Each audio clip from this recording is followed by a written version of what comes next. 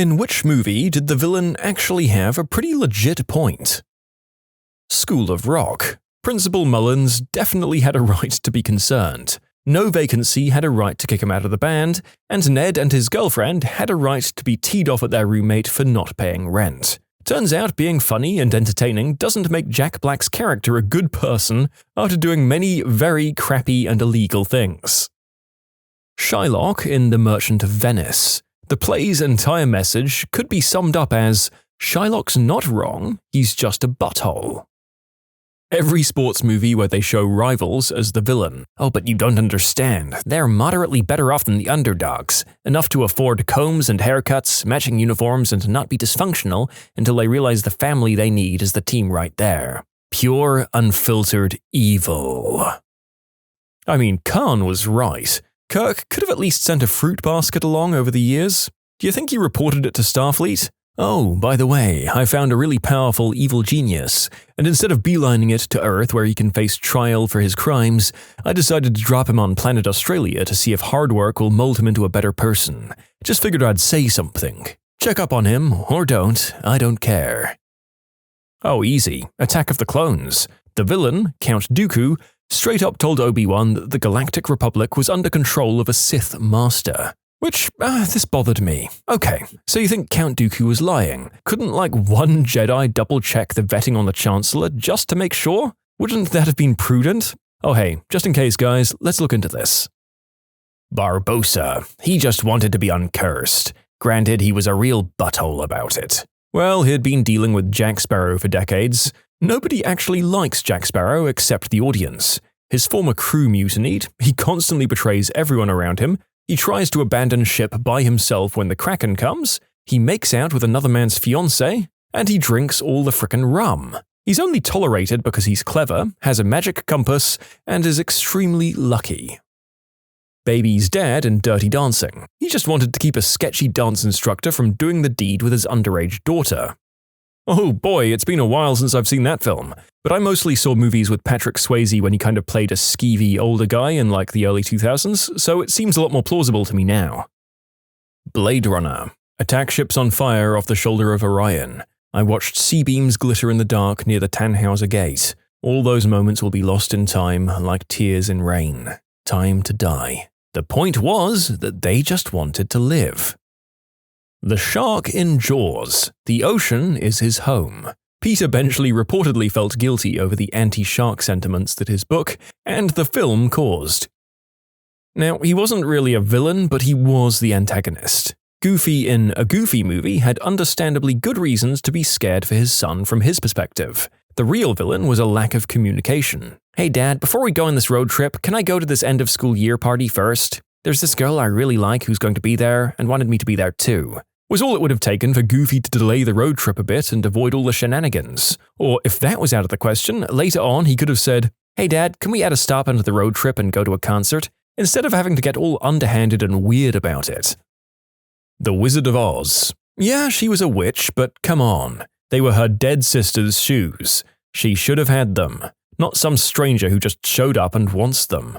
Oh, and by the way, this stranger that just showed up was the one that killed her sister. Sad, really. Dorothy may have gotten credit for the kill, but it wasn't like she was steering the house. Besides, Glenda magics the shoes onto Dorothy, who can't get them off. Have you watched Wicked? It's definitely worth it. It tells the story of the witch as the protagonist. Generally, I think Dr. Doofenshmirtz had a point in the first movie. Evil Dr. D's reason for being evil being the loss of a toy train is kind of meh. I think the mark of a good villain is one that's identified a problem correctly but has become completely attached to a bad solution for it. Conversely, The Verge did a great article a while back about how pretty much every superhero narrative is about the heroes not really working to make the world a better place, but merely protecting the status quo instead. On the other hand, godlike superhumans imposing their vision of a better world on us, whether we want it or not, gets pretty fricking dystopian pretty quick.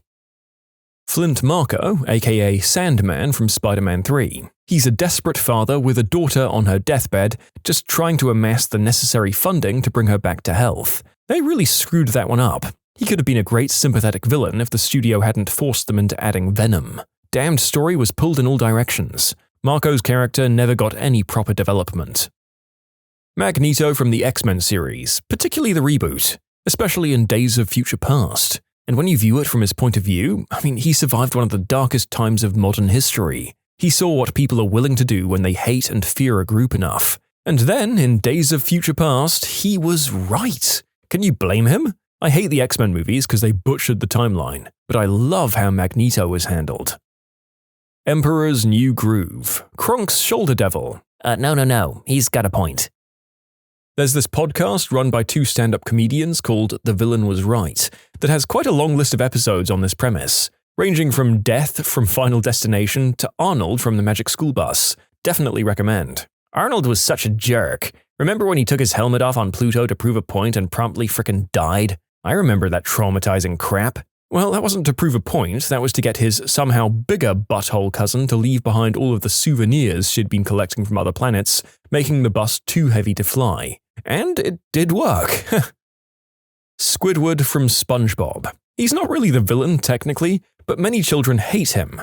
As you grow up, you truly realize that he's not wrong at all. He just doesn't want to be bothered at all, and he lives with two really annoying, although lovable, most of the time, neighbors that always want to hang out. And I respect that. Some of you are saying he's a butthole for no reason and messes with SpongeBob and Patrick.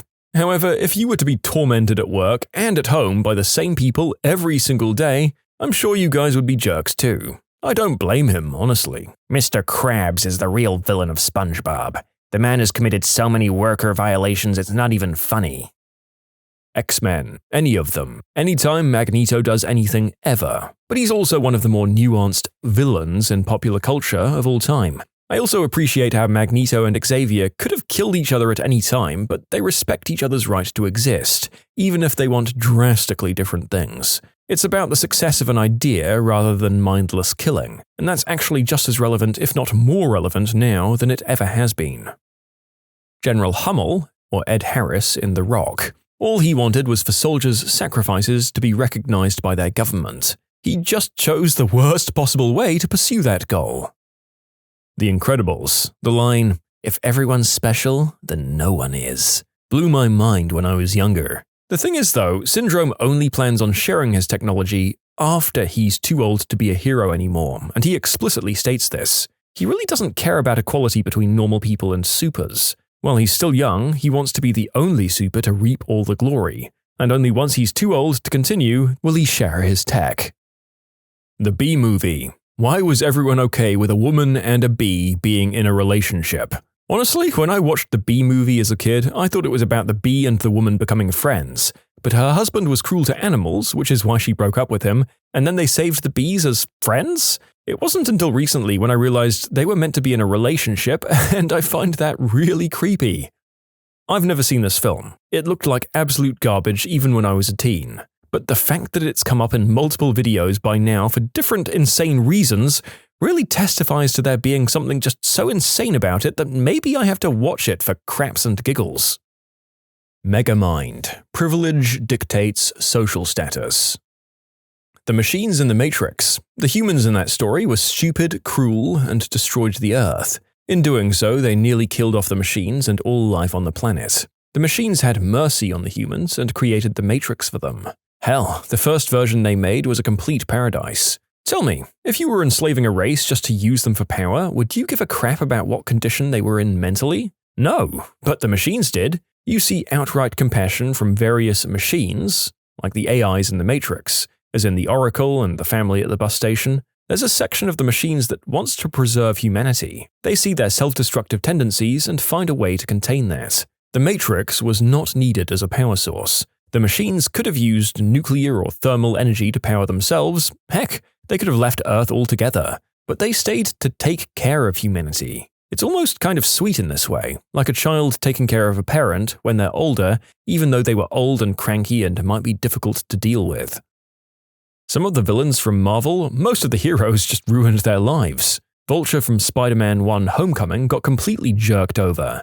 And Thor 1? In Loki's eyes, he's trying to save Asgard from his idiot brother. Not my words, that's paraphrased from the writer. In a sense, that makes Odin the villain, considering that guy imprisoned his own daughter after having a change of heart and then rewriting his own history. Yeah, Odin's definitely not Father of the Year. The dad in the Lego Movie. Kids just break Legos and turn your house into a Lego mine. Damn right. I'm in my 40s and my mom got me the new-ish Lego bouquet for my birthday, and the kids are already eyeing it to make something new. That thing is getting craggled.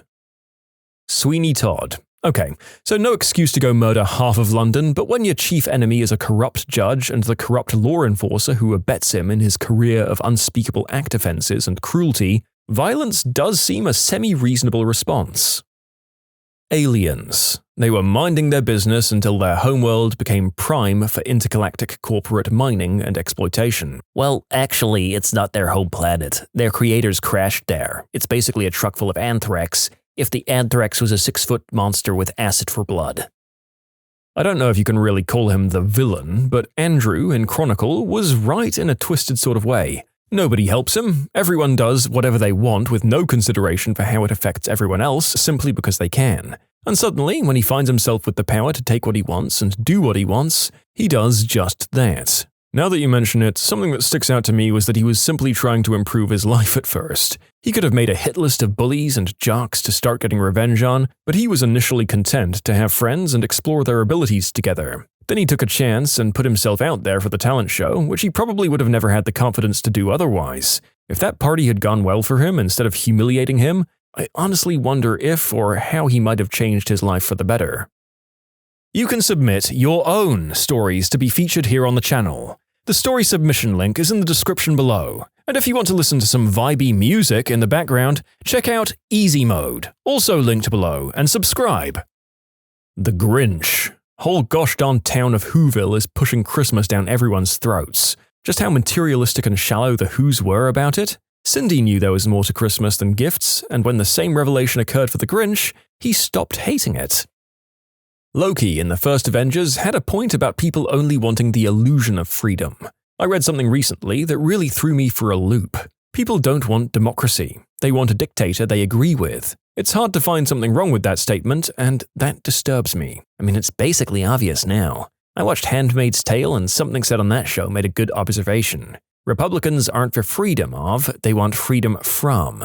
Freedom from choice, from speech that goes against them, freedom from living with neighbors of other races and religions, freedom from choice of what to do with their body, freedom from choice of church to go to, and freedom from agnostics and atheists calling out hypocrisy and ignorance, freedom from truth and from reality.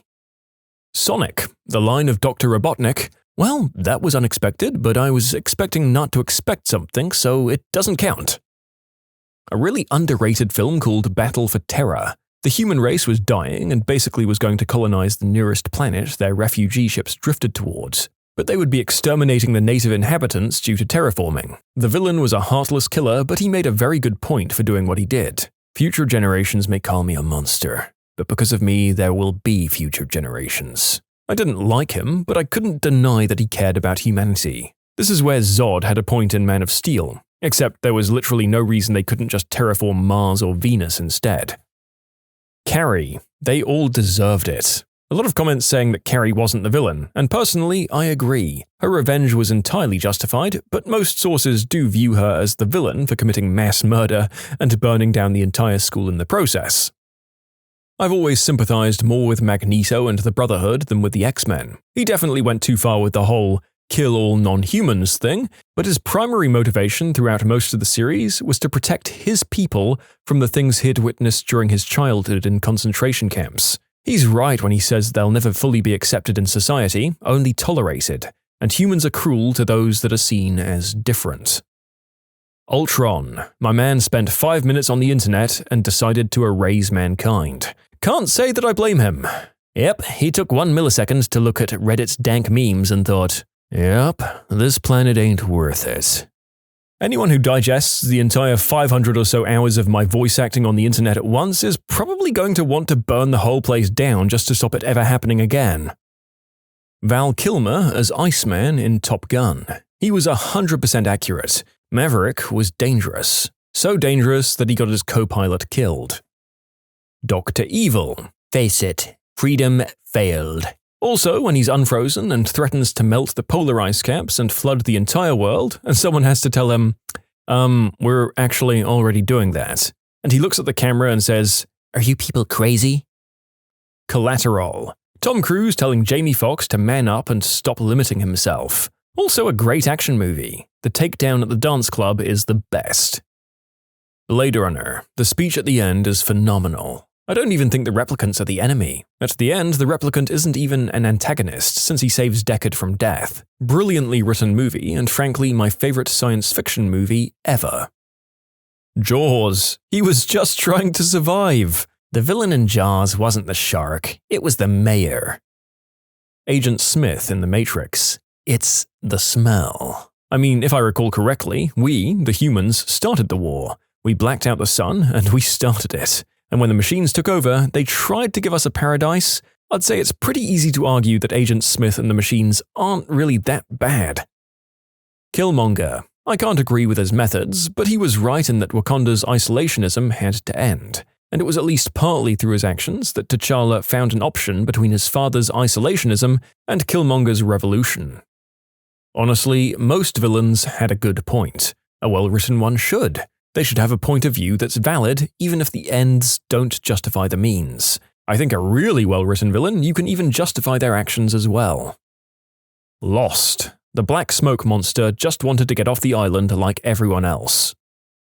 I caught part of what I think was the Kingsman, or possibly the Kingsman 2, at a hotel the other night. This lady, set up as the villain, was like, "I've laced all the illegal substances with a deadly virus, or bacteria, I forget which, that I have the antidote to, and I will happily provide it free of charge if you meet my demands, which are to make all currently illegal substances legal so they can be regulated and produced through supply lines, which will end substance wars and create new and legitimate business opportunities." I was like, so she's done some terrible things, and I don't agree with the way she's going about this, but why is this a villainous bad thing? I agree with her? And then the President of the United States was like, "We'll pretend to agree with her to buy time, but do nothing and let all those useless substance addicts die." And I was like, wait, who are the bad guys in this? Joker in The Dark Knight. When the chips are down, these civilized people will eat each other. He was way ahead of the curve before we even knew it. Jim Lahey. The boys really did mess up his life with no gratitude ever shown towards him. He only ever wanted to provide a peaceful living condition for everyone in the park. Rest in peace, John Dunsworth. Samuel L. Jackson in the first Kingsman movie. Yeah, I'd disagree. Like 70% of climate change is corporate waste. The whole thing about just saving the elites was messed up. Cabin in the Woods. It was all to save the world. Any horror movie when the killer kills the teens that snuck onto his property or into his house. The older I get, the more I relate to his frustrations. Ozymandias. Well, I'm not so sure. I think the Tales of the Black Freighter side story was a clue that Ozymandias was wrong. There was never going to be a nuclear war, just like there wasn't one in the real world, and things were worse here. There was no Dr. Manhattan to snap his fingers and fix everything. Just like the sailor in the side story, Ozymandias became a murderer to prevent something that wasn't going to happen in the first place. Michael Douglas in Falling Down had a lot of points. Not all of them were good, but some of them were. The EPA guy from Ghostbusters. 100% correct, except for turning off a system he didn't understand. I want you to imagine those dang D-bags from Ghost Adventures had particle accelerators strapped to them and a giant bomb waiting to go off in their basement. Just really sit with that for a minute. The aliens from Independence Day. This planet is pretty sweet. I'd want to live here if I didn't already. But they're idiots. There's no resources here on Earth that aren't also out in the asteroid belt or Oort cloud in far vaster quantities and way easier to harvest without having to drag it out of a gravity well. That's why all of those, "they want our resources," alien invasion things fall apart under basic scrutiny. Look at V. In the very first trailer for the first Sonic the Hedgehog movie, Robotnik wants to murder a terrifying beast with weird eyes. Oh boy, it's been a while since I thought about the original Sonic trailer. And yeah, fair enough, kill it with fire. I still don't know if that was a really good save or a clever and conniving marketing ploy to get more attention. Whatever it was, it worked. Well done, Sonic. The Lost World, Jurassic Park. The plot of the movie is that the animals bred by InGen, aka cloned from dead mosquito blood, are being transported to San Diego to serve as a zoo exhibit. Their well-organized expedition is led by an expert hunter and survivalist and his team. The heroes of the movie are hippie do-gooders who think the animals InGen created should live outside of captivity, and in order to stop the big bad corporation, they sabotage their weapons, cages, and other equipment, even triggering a mass dinosaur escape in their camp. This expedition is led by an incompetent moron masquerading as a wildlife expert, whose first shown action on screen is touching a baby stegosaurus, terrifying it with her camera and triggering a stampede. Her lack of experience leads to the death of the only man on her crew who knew what he was doing, and the near death of her entire party, which was prevented only by the intervention of the people they've been sabotaging. So in short, legal owners and creators of animals want to put some of them in a zoo. Know-nothing hippies try to stop them with no legal recourse, endangering everyone's lives in the process, and the corporate owners in the end save all of their butts. Moana. You know, if someone stole my heart, I'd want to try to get it back through any means necessary, even if it turns me into a lava monster and create a massive corruption that will inevitably send the entire world into the bloodthirsty jaws of an inescapable death. John Milton from Devil's Advocate is my favorite movie villain who has a point. Pitch Perfect 1, 2, and 3. Come on now, the Treblemakers had way better arrangements. Heck, Homeboy was literally called up to work with John Mayer. The Smoker had a better voice than all of them. Part 2, the German group, was far superior. Their mums were subpar at best. I mean, they hadn't sung for like 2 to 3 decades. In 3, all of the other bands are better. Adrian Toomes, played by Michael Keaton from Spider-Man Homecoming. The new Spider-Man movies have been doing a great job with the villains. Caddyshack. Ted Knight just wants to play golf with his rich friends, and Rodney Dangerfield comes in with his plans to destroy the golf course. Poison Ivy. She's trying to protect nature. Mr. Freeze is trying to save his wife. The Devil Wears Prada. The boyfriend is the real villain. The writer of the movie was tired of the old nagging wife holds back her ambitious husband archetype. She believed that in many of those past movies, the wife was absolutely correct to be wary of how their husbands were changing to become bullheaded and neglectful men who do nothing but think of their ambitions. She decided to show how it looks from the other side, and what ended up happening was women reacted to the boyfriend the way men reacted to the old wives. What's the most embarrassing thing a parent has done to you? For those who didn't grow up in a time where you shared a phone with multiple extensions with your parents, consider yourselves lucky. For those who did, me. Hi, it's Kerry. I was wondering if you were going to the mall tomorrow.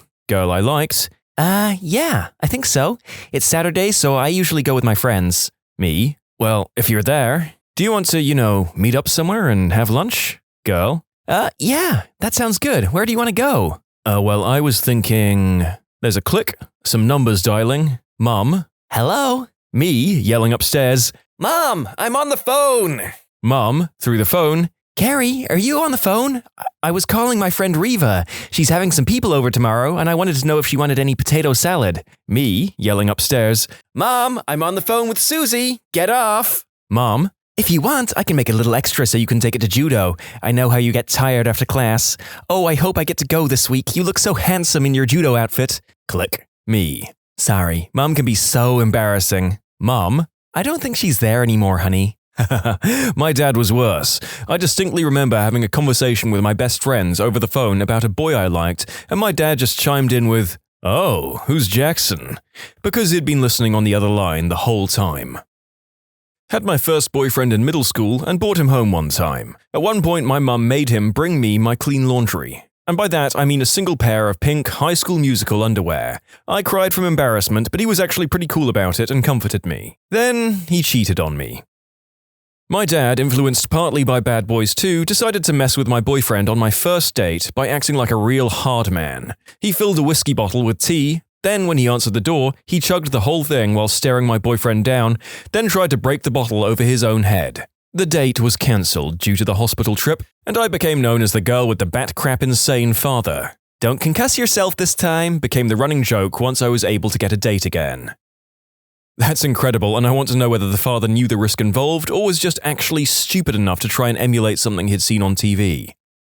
I want to know what the hospital people said. I know when my partner had an oral allergic reaction to my rats and his face started swelling up like those pics of dogs that ate bees, the health center staff was highly entertained. My butt was sitting there in the waiting room like, yes, he understands allergies. Yes, he knew he was allergic to them. Yes, he insisted on petting them. Yes, he had an oral allergic reaction to them because he was feeding them tiny pieces of gummy bear by pinching pieces off, then ate the rest of the gummy bear. Yes, I am questioning my assertion that he's very smart. When I was a senior in college, I was working a part-time job. They offered to make my current position full-time once I graduated.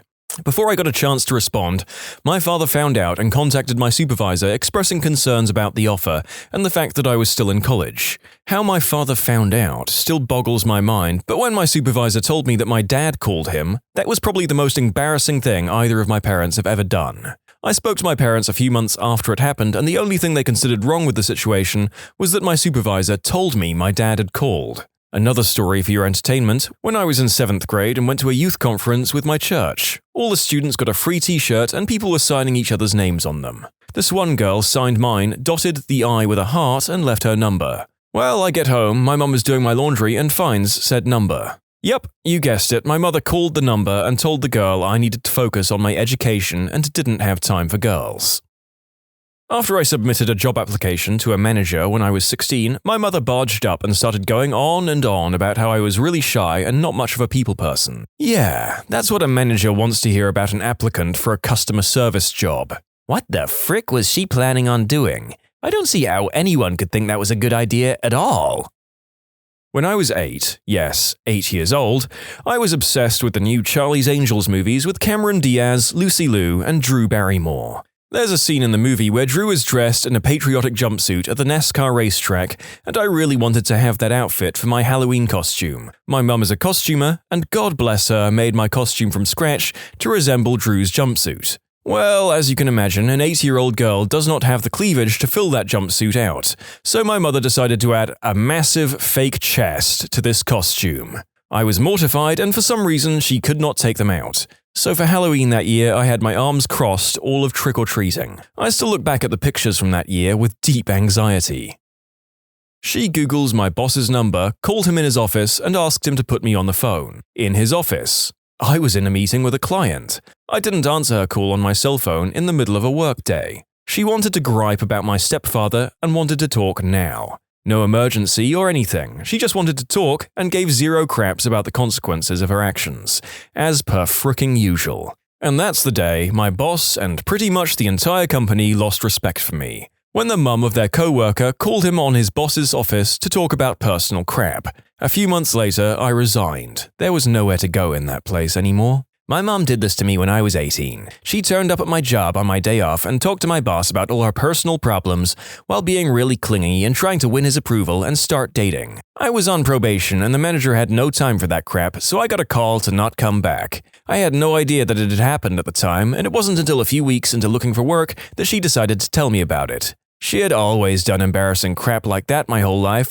but that's when I realized she would mess up my chances at my livelihood and a decent career. So I never let her find out where I worked ever again. Not the name or anything that could be used to track it down. I wouldn't even tell my relatives specifics if I thought they might let it slip to her. I also didn't live with her, so she couldn't read my mail or pay stubs either. Is anyone else getting baffled at apparently how common it is for mums to completely ruin their children's ability to obtain and keep jobs? I can't believe that any of these people lacked the social intelligence to work out that it could only go negatively.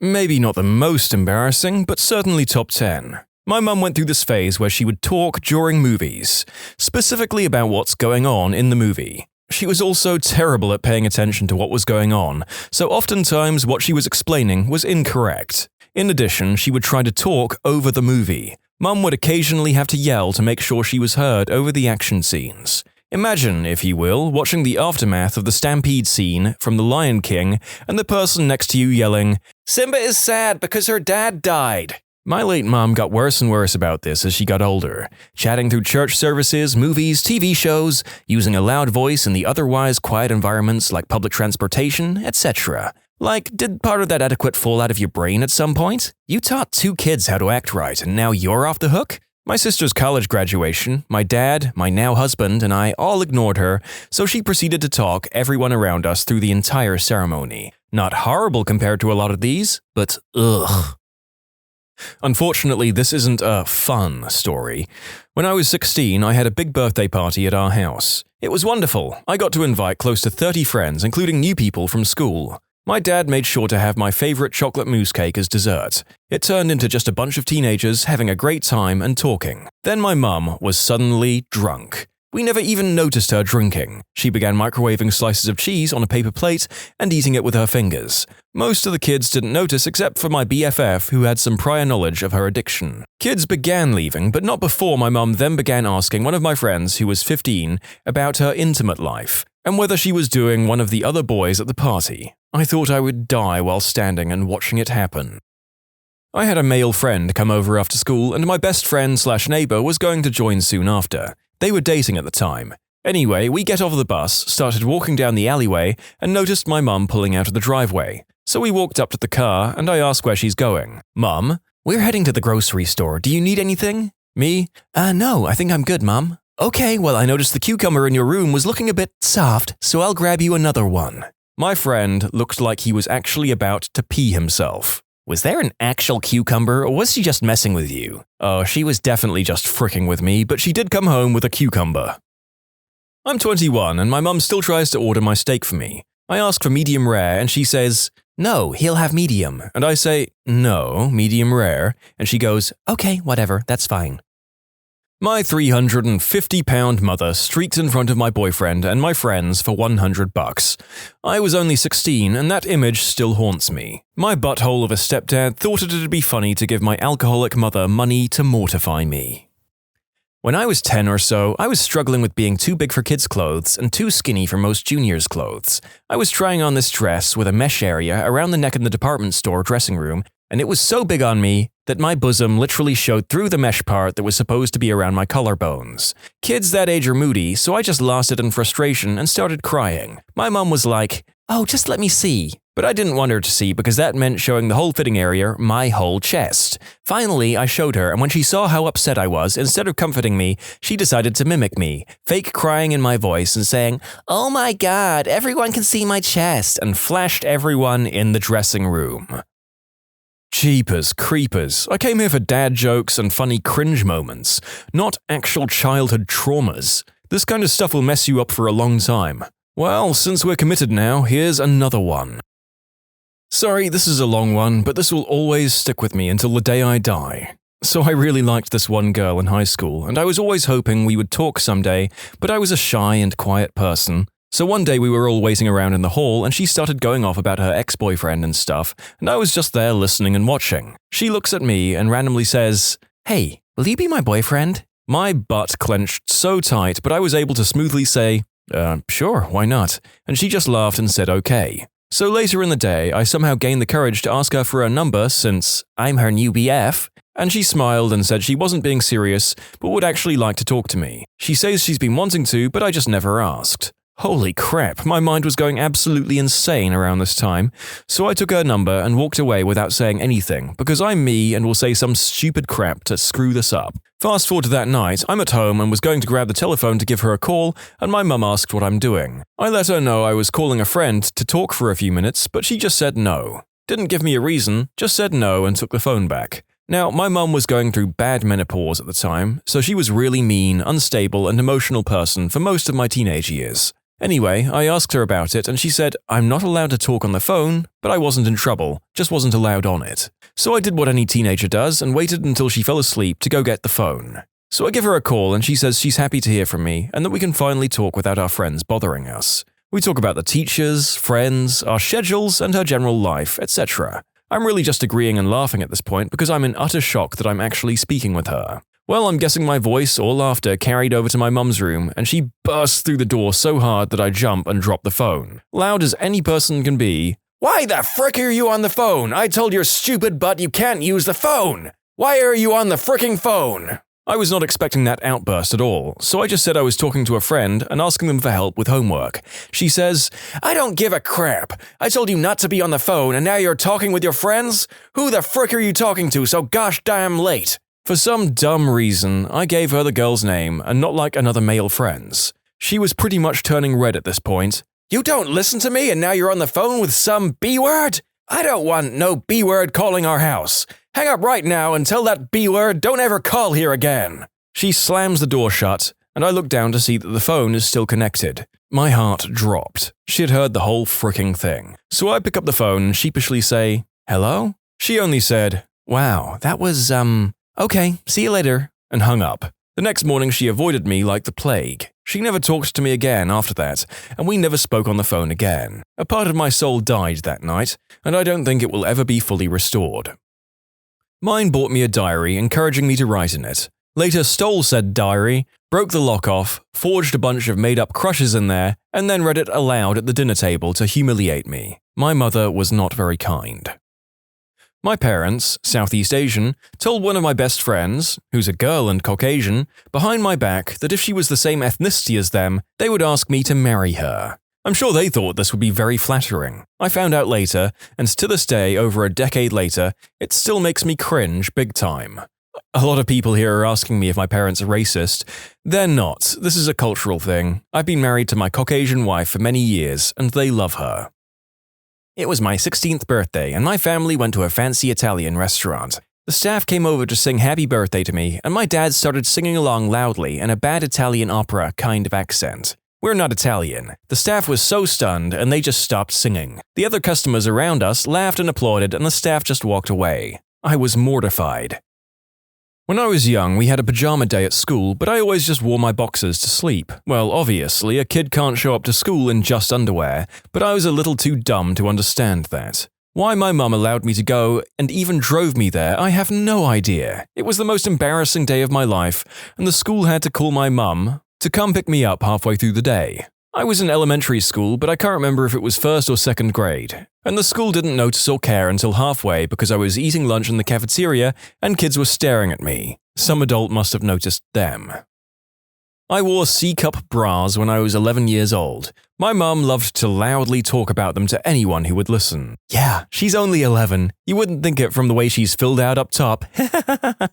Then I'd start crying from the humiliation and she'd tell me to lighten up.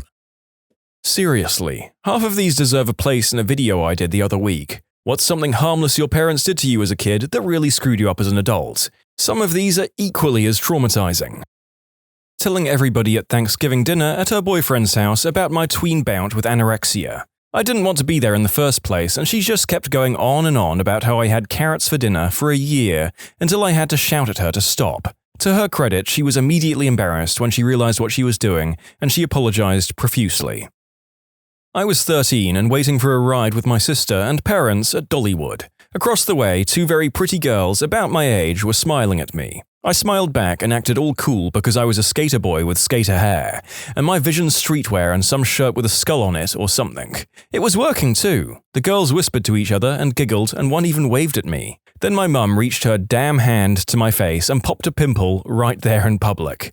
The girls were aghast, I was humiliated, and I have never forgiven her. Oh, I have a Dollywood story too. We were with a church group and my parents were along with us because they wanted to extend our family vacation in the area. My dad was walking around with us and I'd wanted to ride a ride. I couldn't find him after the ride, so I headed up to the front of the organized meeting place like we'd been told. My parents and most of the church group were there. My mom starts yelling at me for running off and spanks me in front of everyone. I was 13. When I was 5 or so, my preschool did a play based on Noah's Ark. It was a pre-K attached to a church. We were instructed that our costumes were supposed to be raincoats, rain boots, or umbrellas. I didn't have any of those things but begged my dad to get me at least one of them so I'd fit in and follow the guidelines. Fast forward, the night of the play, I'm frantically scanning the audience because my dad is always late. He finally shows up and brings me a life jacket. I had to stand up there with all the kids in their little raincoats in a life jacket. I was really embarrassed. Dad's defense was that I was the only kid who would have survived the flood. I can laugh now, but I sure wasn't laughing then. My father was a huge racist and used pejorative terms to describe other people. I knew about the words for African Americans, Chinese people, and Japanese people, so I never said them. Little me didn't know about the other words. I used one in class to answer a question my history teacher asked, and he was properly horrified. I was immediately removed from class and my confused butt was grilled for hours about my word usage. I finally said I didn't know what I did wrong. My dad says it all the time to describe people from that country. They called my mum and I had to go home. There was a shouting match between my parents and my dad's mother that night and I was beaten soundly by my father. Mum made me call my 8th grade social studies teacher at home to ask if I could use him as a job reference. He lived with his parents still, and I asked for him by first name. He waited for me at my locker the next day to tell me to never phone his house again, parents' house, and never call him by his first name again. Didn't get the job either. Mum denies this ever happened and claims she would never demand I do something so strange. Don't you hate it when your parents become revisionist historians?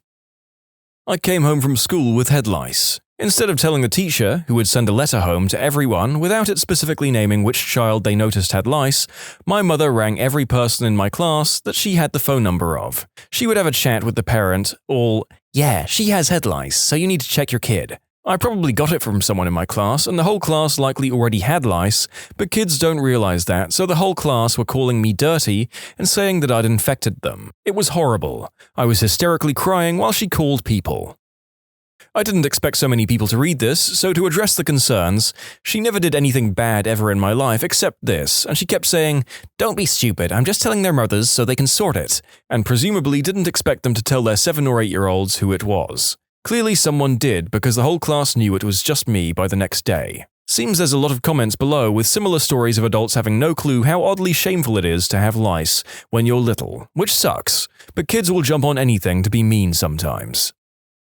I have aggressive Crohn's that started showing up around 8th grade. My mum took me to all of my doctor appointments, which were all pretty embarrassing because no teenage boy wants their mum involved in their butt-related illness. One particular visit, we were about halfway through the appointment when she whipped out a Cool Whip tub. Turns out the following night I used the bathroom and it didn't all go down, so she thought it would be helpful to load up that in our poor people Tupperware and haul it into the doctor so he could look over it. He had the confused, "What am I supposed to do with poop in a Cool Whip tub?" face for a good 5 to 10 seconds, then politely dismissed it. Who would have thought there isn't any medical knowledge to be gained from fishing poop out of the toilet, refrigerating it overnight, and schlepping it up for an office visit? When I was a senior in high school, I had left the lights on in my truck all day and had to call my dad to come and jumpstart my car. Now, my father is 6'1" and has a very large belly. Mother Fricker rolls up in cloth shorts and no shirt to jumpstart my car. Then there was a time a few years earlier that my mother had him sent up to school to give me a sandwich before a football game. The man's boxers were longer than his shorts. "He's always there for you when you frick up though, isn't he? He'd give you the shirt off his back if he was wearing one." This is actually something people have said about him. People who quit their jobs on the first day, what was your "I'm out of here" moment? I used to work at a craft store as a cashier, but quit when I moved. Ended up going back a couple of years later to make some extra cash, but this time in the framing department. During the interview, they swore up and down I would only ever be a backup cashier because I refused to have a full cashier shift. First shift after the interview is listed as framing, but I'm put on cash and told that actually most of my shifts would be cash since they'd found someone else for framing. I spent the next 6 hours giving everyone who came to my register 20% off everything and then never went back. Not technically first day, but second day. When I was 20 or so, I got hired to be a temporary floor member for Forever 21 during the holiday season. My training started a week before Black Friday, so the store was already kind of in chaos. On my first day of training, I walked in and the floor manager gave all the new hires a tour, showing us the facility and layout of the store. After this, I was assigned to a veteran floor member to shadow and get an idea of what my job was and what my duties would be. As soon as I was assigned, the manager dipped, never to be seen again. An hour and a half into my shift, my shadowee got an emergency family call and had to take off for a week. When this happened, I found some other floor manager and explained the situation and asked them who else I would shadow. The manager's response was, "Just do what you can by yourself, you'll be fine, everyone else is busy. Figured we'll be okay, so I'll try." I don't know if any of you have shopped in the women's section of Forever 21, but during seasonal sales they'll have multiple articles of clothing that all look exactly the same, with slight differences. Example, a white cardigan with 4 buttons that looked literally the same as a white cardigan with 5 buttons. The best part was these different items were often placed in completely separate parts of the store, and it was the job of the dressing room to return the unpurchased items to the correct section so the employees could put them back on the shelves. Well, these employees fricking sucked, and I didn't know if they were part of my section or not, so I'd spend a ridiculous amount of time trying to find where they'd go before realizing, wait, this isn't even my section. I've checked literally every rack. So I'd put it back on the sorting rack and moved to the next item. More than 50% of the stuff I was told to reshelf wasn't my section. I just did as best as I could and got ready for my next miserable day. The next day I come in and the store manager pulls me to her office and told me how slow I was the day before, and if I want to keep working there, I need to be very fast. I explained my lack of training and unfamiliarity with the store, and she told me if I didn't know where the clothes were in sections, I should come in on my free time and memorize where stuff was at. I spent the rest of my shift putting clothes in random freaking places, then never came in for a third shift. Frick that place and frick their management. Nothing as satisfying as hearing a person do what we've all wanted to do at times, flipping off the manager for their unreasonable bullcrap, and leaving. My first internship was at a Brazilian teen detention center. It's akin to a prison, but Brazilian law has some distinctions between crimes committed while as an adult or a teenager. Teens go through socio-educational measures. I was walking through a courtyard with my supervisor when some doctors came running, flailing their arms and screaming while officers came running from the opposite direction. I get pulled by my supervisor who just tells me to run back to our office. These teens, as young as 12, had escaped their block. A few minutes later, an officer comes knocking on doors and the officers and yelling for everyone to run outside because a fire had broken out. Some of the teens had set mattresses on fire in their cells. I didn't really nope out, my teacher did. She hadn't even been there that day, so I was forced by the university to choose another place to intern at. Oh well. I was 17 and working precast concrete. Refused to use a rusted-to-crap ladder. Supervisor called me a wuss, got up 7 rungs before his foot went through a rung, heard his foot snap as he fell. I called an ambulance and walked to my car in the parking lot. Wasn't exactly the first day, but I didn't show up after the second shift. It was rather a popular cafe chain in my country. I was hired to work in the kitchen as a cook along with another senior cook. Let's put aside the fact that I had zero cooking knowledge whatsoever. The senior cook was leaving the kitchen every 5 minutes to smoke. I was just there alone, in the kitchen. Orders are printing fast and I'm standing there not sure what to do first. And the waitress comes over yelling at me to cook stuff I don't have any business cooking, definitely not on my own. Later on, the senior cook told me they had at least 2 rats running around the kitchen. Showed me they pooped on a plate. I never came back and I'm glad the place got shut down. On the first day of working at Amazon warehouses, the managers broke down to everyone how a 15-minute break works there. Walking to the bathroom is 2.5 minutes, 10 minutes of actual break, and then 2.5 minutes to go back to your stations. It took me 2.5 minutes to walk to my car, and I took a forever break. Summer job working for a landscape architect. Got to the job site and he asked me to dig a hole in some rocky dirt. I asked for a shovel. He didn't have one. I asked for a hand spade. He didn't have one either. He told me to just dig a hole with my bare hands and then drove off to another site, leaving me completely alone. I dug for a little bit and then said, "Frick this," and left. Had the job specified that I needed to supply my own tools, I could have, but it didn't and I wasn't going to work for someone that expected folk to dig through hard, rocky soil with their hands. Huh? Sounds like he sucks at communicating. Those bosses are the worst. I'd say he's got bigger fish to fry than communication. Guy runs a hole-digging business with no shovels. I noped out of an interview one time, thanked them at the end and said it wasn't for me. Those interviewing, management-level folks, started arguing with each other in front of me during the interview. I figured if this is the vibe at the management level, then I sure as heck don't want to be your employee. Answered an ad in the paper, this was in the mid-90s, for what seemed to be an office job making sales calls when I was in college. Did a phone interview and was called back for an in-person interview. When I go to the interview, I'm led into a room with about 50 other people and a small stage at the front of the room. We're all somewhat confused as to what's going on. Finally, a guy gets on the stage and informs us that we've been selected for the opportunity to sell Cutco. Me and 2/3 of the rest stood up and walked out. Anytime I see more than a dozen people for a job interview, I just nope the frick right out. If it's not door-to-door sales paid only on commission, it's some multi-level marketing crap. I wish some job interviews would be more forthcoming about that. Some places have outright lied to me. Legitimate response. I think that last person's rule about the number of applicants is a fairly good one to go by. I just wish I'd walked away from my first bullcrap door-to-door job.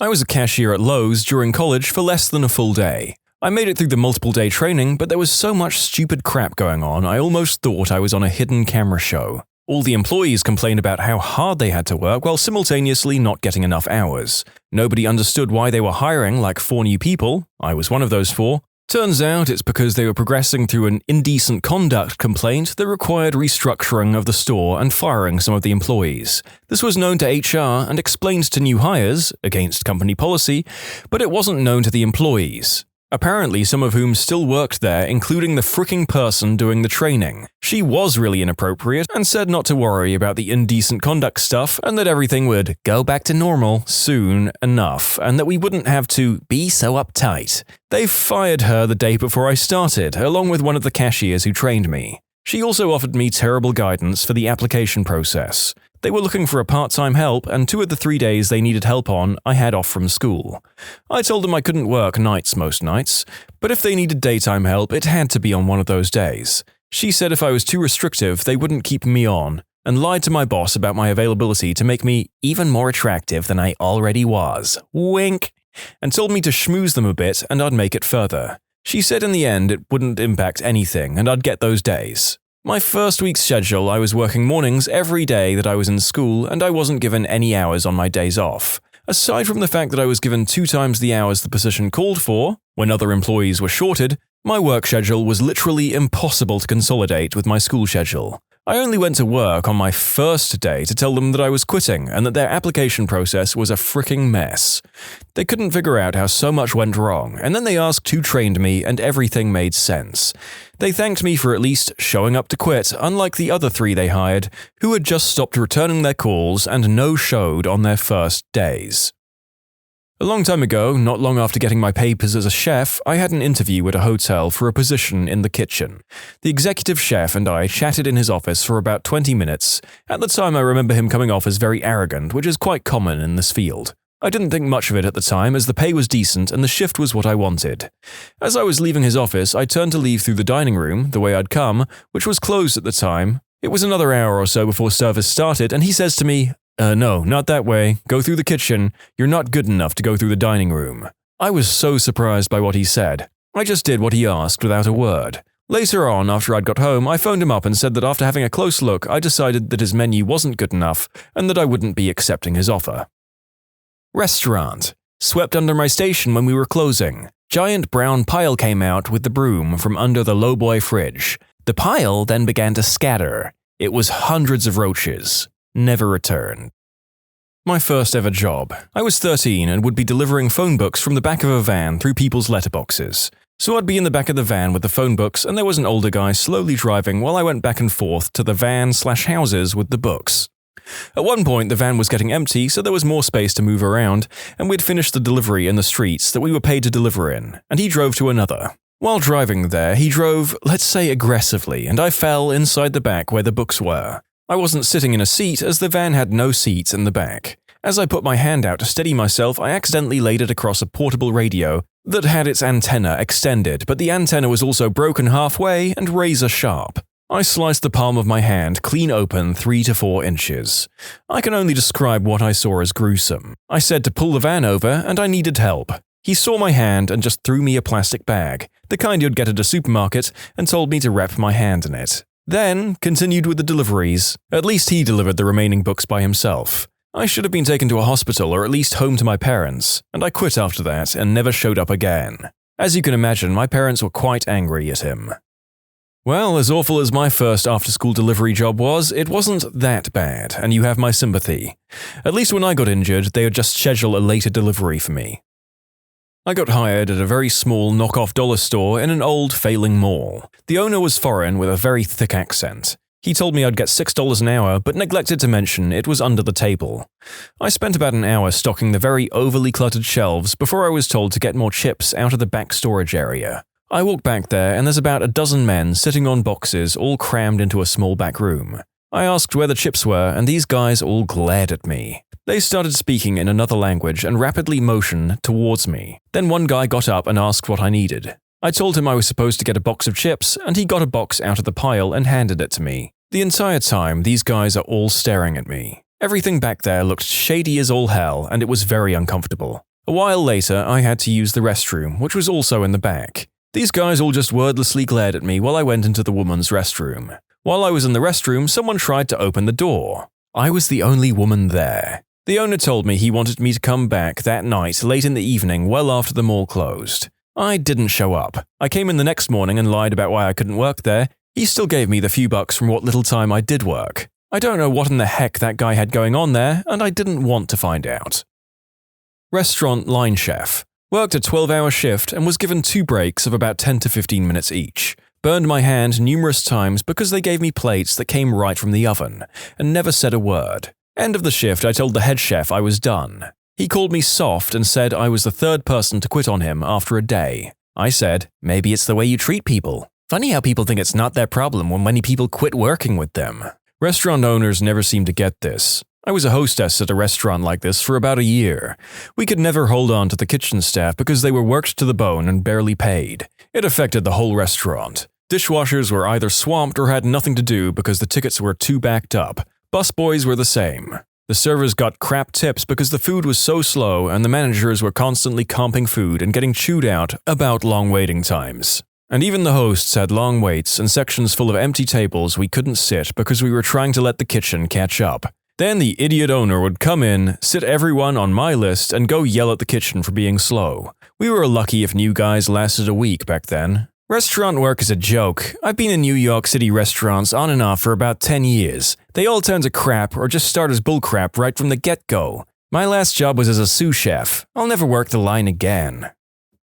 2 times. Once I applied for and got a telemarketing job. I didn't know what it entailed. After an hour, I knew it was a terrible fit. Auto-dialing people during their dinners, trying to sell them stuff they didn't want, and reading a horrible script while sitting in a soulless grey cubicle. I got up, went to the manager, apologized, and said it wasn't a good fit for me. He seemed understanding. Another time, I attended a Make Easy Money at This Job seminar, and turns out it was selling knives door to door. I don't know if I technically quit or just noped out at the end of it.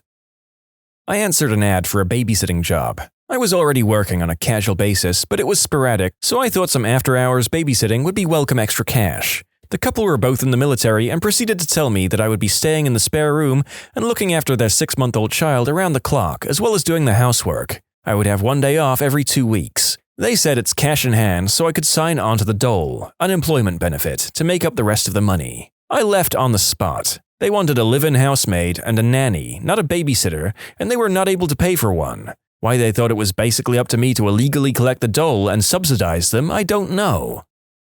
Applied for a job at my longtime favorite restaurant, celebrated my birthday there every year. Owner asks me to come in for basically a tryout, as I communicated I was looking at other job possibilities as well. I come in and they just stick me on dishwasher for an hour. No biggie. Then the dishwasher doesn't show up, so the kitchen manager asks me to stay on their lunch rush. Says I'll get paid for the hours. I do. Kitchen staff was nice, so I was happy to help out, even though I figured I'd be taking a different job. I fill out a time card at the end of the shift and tell the manager I probably wouldn't be back. He understands and thanks me for the help. Fast forward a couple of weeks and he tells me to email the owner after I ask him if I should pick up my measly paycheck. I do, and she basically tells me to frick off over text. Tells me it was staging, and that she had told me I wouldn't be paid. I respond that I understand, but that I stayed for an extra 3 hours which I was told I'd be paid for. She stops responding, and I decide I want to be petty over the $40, so I get the state labor department involved. Dude goes in there and makes her pay me for the hours, including the first staging hour. Couple weeks later, I got my $40, never went back to that restaurant. In hindsight, I'm very glad I did this, and sharing the story with others in my city, I learned this practice was very common with local restaurants. Hopefully, others learn to stand up for their labor too from my small experience. Secondly, this restaurant closed down a couple of weeks after I got that paycheck. The owner made a long-winded complaint on the Facebook page about how the food culture had changed in the city and her restaurant didn't fit in anymore. Total bullcrap, they were always popular. Most people theorized the terrible mismanagement and employee abuse caught up to her. It's interesting. This story is from about 5 years ago, and I stopped my long restaurant career about 7 years ago. I wonder if there's been any significant transformation in restaurant culture, or if it's still the same exploitative crap, different date. Maybe you modern waiters and chefs can let me know in the comments. More hospo stories to follow. I was a waitress, the only waitress at a just-opened diner. The boss didn't have me sign any paperwork, everything was under the table. But that wasn't what made me quit at the end of the night. In order to get me where he wanted me to go, he would pinch my skirt at the upper thigh, not quite the butt, but very close, and pull me around like it was a leash. Needed me in the kitchen? Rather than call me, he would come out, pinch my skirt, and pull me to the kitchen. Needed me at the cash machine? Again, come over to wherever I was. Didn't matter if I was serving a customer, and he would grab my skirt to pull me. That act, in itself, made some customers uncomfortable. Mind you, one couple left almost 50% tip at the end, but I think it was more out of pity and embarrassment on my behalf. I was supposed to come in the next day, but I called that night and said the job wasn't for me. I came in a couple of days later to turn in my apron, and he just took a wad of cash out of his pocket and paid me then and there. God, he was creepy. I think it was a smart move to quit. When the microwave in the lunchroom was coin activated. This is like when I made my patrons pay money to use the bathrooms at my roller coaster park when the ticket prices weren't cutting it. Amazing move. Had an orientation for an alarm company. Next day, the manager calls and says don't worry about going into the office and to meet at Planet Hollywood. They like to get to know the employees better over lunch. Next day, I go into the office and another employee who I had not met says, "You must be Steve." I was like, "Huh?" They responded, "Light-skinned, pretty boy," is how the manager described me. In the same conversation, I found out no one else had ever been invited for a get-to-know-you lunch. And I was out. Got what was supposed to be a prestigious political internship that came with a security clearance and everything. Found out at orientation that the part-time internship was really 40 to 60 hours unpaid, and that no intern had gone on to work with the organization and weren't really given a leg up for other federal posts. We were supposed to facilitate meetings with heads of state, coordinate conferences, and assist the actual employees with composing published research papers for which we would not be credited. They were definitely drinking their own Kool-Aid, so I bounced right on out of there. I was hired to be a waitress, which has a lower hourly wage due to tips. The entire shift they had me wash dishes in the sink, but paid me waitress wages. A few months later, the restaurant was investigated for another of fraudulent activities. I interviewed for a professional marketing assistant and got the job straight away. I was under the impression that I would be an assistant to the man I was interviewed by. When I showed up for my first day, the same waiting room I was in the previous day was full of people. I quickly learned that we were all hired and I would be a door-to-door salesperson selling some pretty useless crap. I spent my entire day inside a Starbucks applying for other jobs and went home, got paid, but never came back.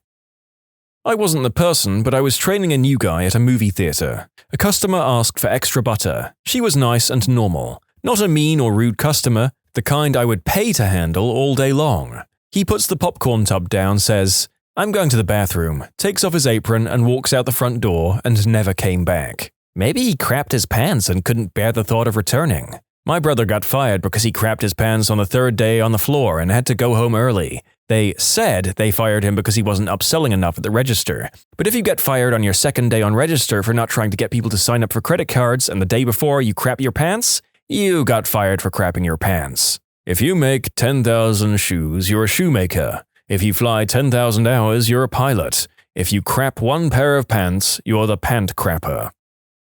How have you observed or used body language to your own advantage? The most amazing occurrence of body language I've witnessed was a friend back in high school that could control our group of friends. Whenever we were standing in a circle and he wanted to speak, he would simply take a step or two towards the middle. This would cause everyone to quiet down, effectively giving him room to speak uninterrupted. We didn't catch on for a while, but the way he was able to perform it so subtly was amazing. I believe this has to do with personal space and how we instinctively react to an incoming presence. Similar simple ways to control a group. If you're eating dinner and everyone is done and just chatting, simply stand up. People usually follow suit almost unconsciously. Alternately, if you're a group or milling around but should be heading somewhere, just start walking. Generally, everyone will follow.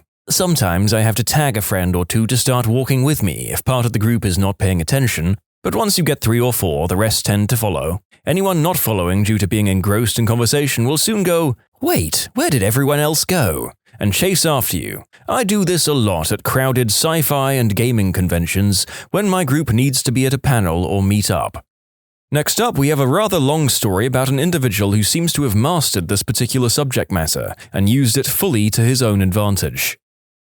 I once sat next to a guy in my college class that was unreal with things like this. For instance, once before class, while we were waiting outside the room for the professor to arrive, he saw a pretty girl coming down the hall. Immediately, he goes, "I'm going to go talk to her," but doesn't move. I'd always known the guy was suave beyond my years, so I'm really curious as to what his icebreaker is going to be and waiting to see this in action. Being a bit unsure of myself in my early college years, this was like Houdini personally giving me a behind-the-scenes look at a magic trick. The girl was very pretty but had sort of a sour look on her face. In my head, I'm like, no pickup line in the world is cracking this iceberg. Then I watched the true master in action. My first mistake was ever assuming he needed an icebreaker in the first place. He didn't simply start a conversation by saying something, or anything. He used his body posture to make her start the conversation with him. As nonchalantly as you could get, he pulls out his cell phone and pretends to look down at it. When she's about 3 feet away from us while still glancing down, he takes a half step in her direction, in her path. In one smooth motion, he looks up, fakes a reaction of, "Oh, I'm sorry, I wasn't paying attention," as he takes a half step back to make room for her and leans back against the wall. Her, apparently totally sold on his genuine surprised look and repositioning to make room for her. "Oh, thank you." Him, "Hey, no worries. Traffic these days." "Huh. Yeah, is that Professor X's cost accounting class?" Yeah, how did you know that? Are you an accounting major?" "Yeah, I'm in IA2 right now." How majors refer to intermediate accounting 2, meaning she was about 1 semester behind us in the course cycle. "Well, you'll do fine if you can handle IA2. It's more difficult than cost accounting is. The trick is to..." "Oh, really?" And the conversational small banter continues. He also told me later he already knew she was an accounting major by recognizing the book she was carrying when he first glanced up from his phone. Don't ask a question you don't already know the answer to in the first conversation, but people like to think they're being informative. This guy was full of these little insights, and how good he was on this bordered on socially manipulative. So yeah, body language is unbelievably powerful for how subtle it is. To answer some of the inquiries I'm getting about this story, I would say he was average looking on the whole, but he certainly knew how to carry himself, and he did dress nice as well. Sitting next to him can also confirm his cologne was on point. So I don't think he had any unnaturally good looks, but good posture, good dress, and a general clean, hygienic appearance will help maximize anybody's potential. And of course, he had that unmistakable aura of natural confidence. You could tell him his car just blew up, and the first thing he'd do was lean to the girl next to him and go, "Hey, I need to go car shopping. Want to come with me?" No, he wasn't even close to being creepy. That's what was so unreal about it. For the first few weeks, that was my thought as well. Nobody's this good without being a serious creep. Or, he does this just to bang chicks. Once again, my mistake. It was never about doing the deed with women. In fact, he never made any kind of comment like that whatsoever. No innuendos, no, "Bro, this chick is so hot." Nothing. He genuinely wanted to meet and get to know this girl to see if they had any chemistry. That simple. And no, he wasn't really a pickup artist. No, he didn't have any hack to the system. There was no good lines. The guy wasn't trying to teach me anything. Although he ended up teaching me quite a bit. This guy just was. I don't think he could teach it even if he really wanted to. What I learned was merely through observation. The beauty of it was how subtle it was, and I wonder if he even knew all of it consciously, or if it was just ingrained subconsciously. For example, when she first said, "Oh, thank you," we were both leaning against the hall wall and she was passing in front of us. Simple enough. By the time the conversation progressed, we were in more of a triangle-type shape, more inclusive, but I never even saw the fricker move. Don't recall anything of us shifting positions whatsoever, but there we were. And only after going over it in my head 1,000 times did I even recognize that it happened, let alone know how it might have made her feel more welcomed. So subtle. But there in the moment, I find it hard to believe that it was part of a calculated endeavor on his part.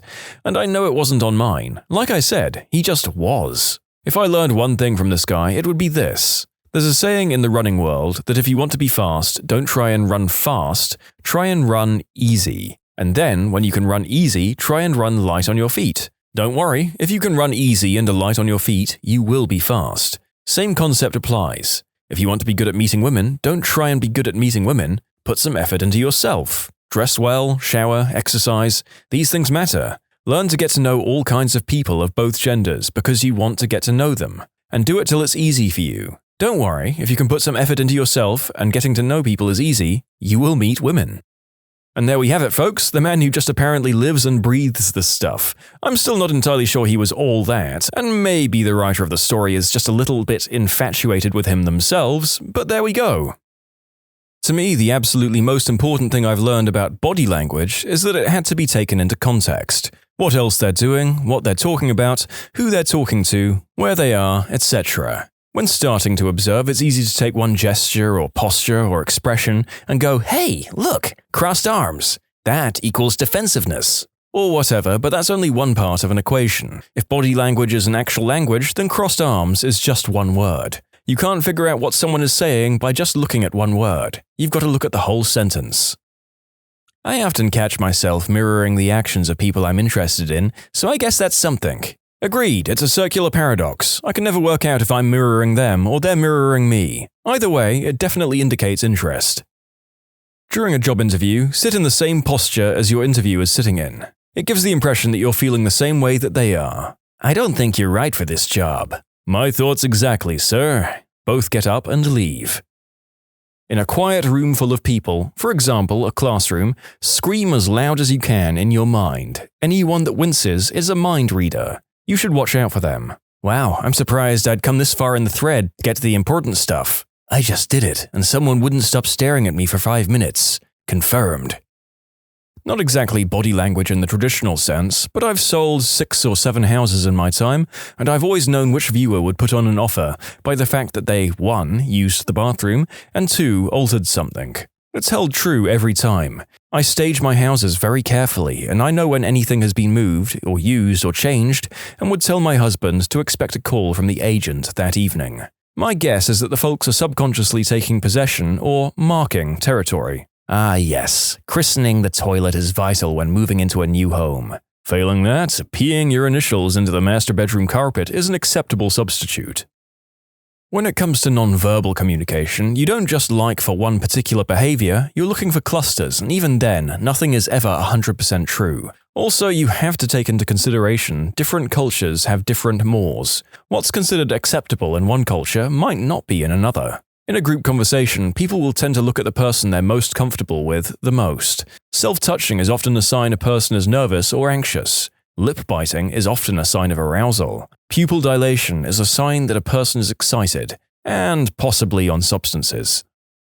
I think the changes in body language are more significant than anything else. For example, and I've had this pointed out to me, I normally stand with a pretty straight posture, ex-figure skater here. But when I start talking to someone else I think is cute, I quite obviously arch my back and shift my weight entirely onto one hip. This might be a normal posture for someone else, but the shift is what makes it significant. In conclusion, don't trust static body posture. Someone could have just been chilling like that. Watch how their body position changes when you approach. That's possibly a valid hypothesis. I think I definitely shift and shuffle a bit more when I'm anxious or uncomfortable about something or someone, so maybe this post author knows what they're talking about. Speaking from someone who used to be in car sales, some guys look for the wiggle during test drives. That's shifting in the seat while driving to get more comfortable. Probably something to do with taking mental ownership of the vehicle. Hands in pockets or arms crossed equals defensive. Needs more rapport building before pitching. Some people are so intimidated about walking into a dealership that they prefer to walk the lot after business hours at night. That's fine too. We had a computer programmer so overly stimulated that we recognized that and organized a quiet room for him to sit down and discuss his options. He bought the car and thanked us. Some things like handshakes are culturally specific. I always greeted someone with a firm handshake and look in the eye. Clients from India generally give limp shakes because that's more usual if they shake at all. Chinese and Japanese prefer no bodily contact in business. A quick bow or nod usually suffices. For farmers, whoever speaks first loses. There was a guy who regularly came in to look around and all these sales guys tried to pitch him. He eventually brought from the one guy who kept his mouth shut and ignored him. Not sure how that works. Always know who the boss is. Do not assume it's the man or the woman based on who's talking the most, based on hetero norms. Both parties need to be engaged. Very low chance of a deal without the spouse, regardless of what someone says about being able to make a decision. Work and loss prevention. This one, among many, many others, is almost always true. When a person has made the decision to shoplift and is about to conceal, they look like they're peeing in the pool. Every time. LP is all about body language. Or they're like me and they're paranoid that they changed their mind about that thing they were going to buy and put it back, but then picked it up again, and now everyone thinks I'm shoplifting, but I swear I'm not. And no, I do not need assistance, and I'm a normal average customer, just going about my casual business in your fine establishment. I don't want to go to prison. I won't make it in prison.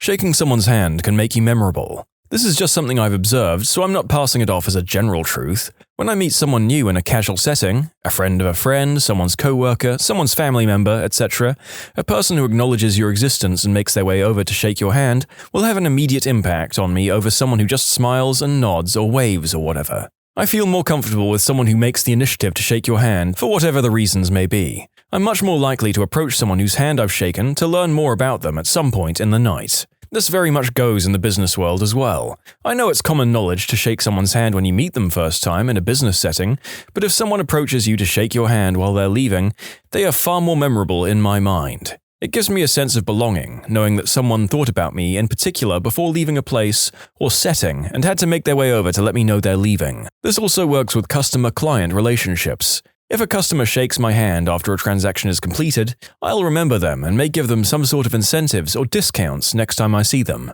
Americans love a firm handshake, but the same custom is not necessarily true in other countries. It can also be a male thing, with some men using a crushing handshake and holding it for a long time, making it a move of dominance. Lyndon Johnson used to hold the handshake and then grab the lapel of the other man's suit with his other hand, and then stand very close until he got the answer he wanted.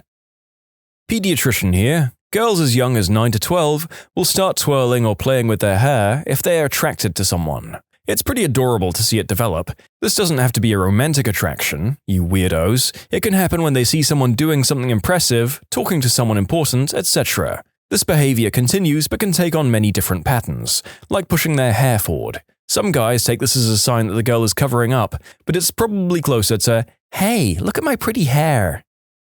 Take a look at the audience during The Voice or whatever country has got talent, etc. Look at the audience when a slightly cute boy sings decent or better. It's hilarious to watch.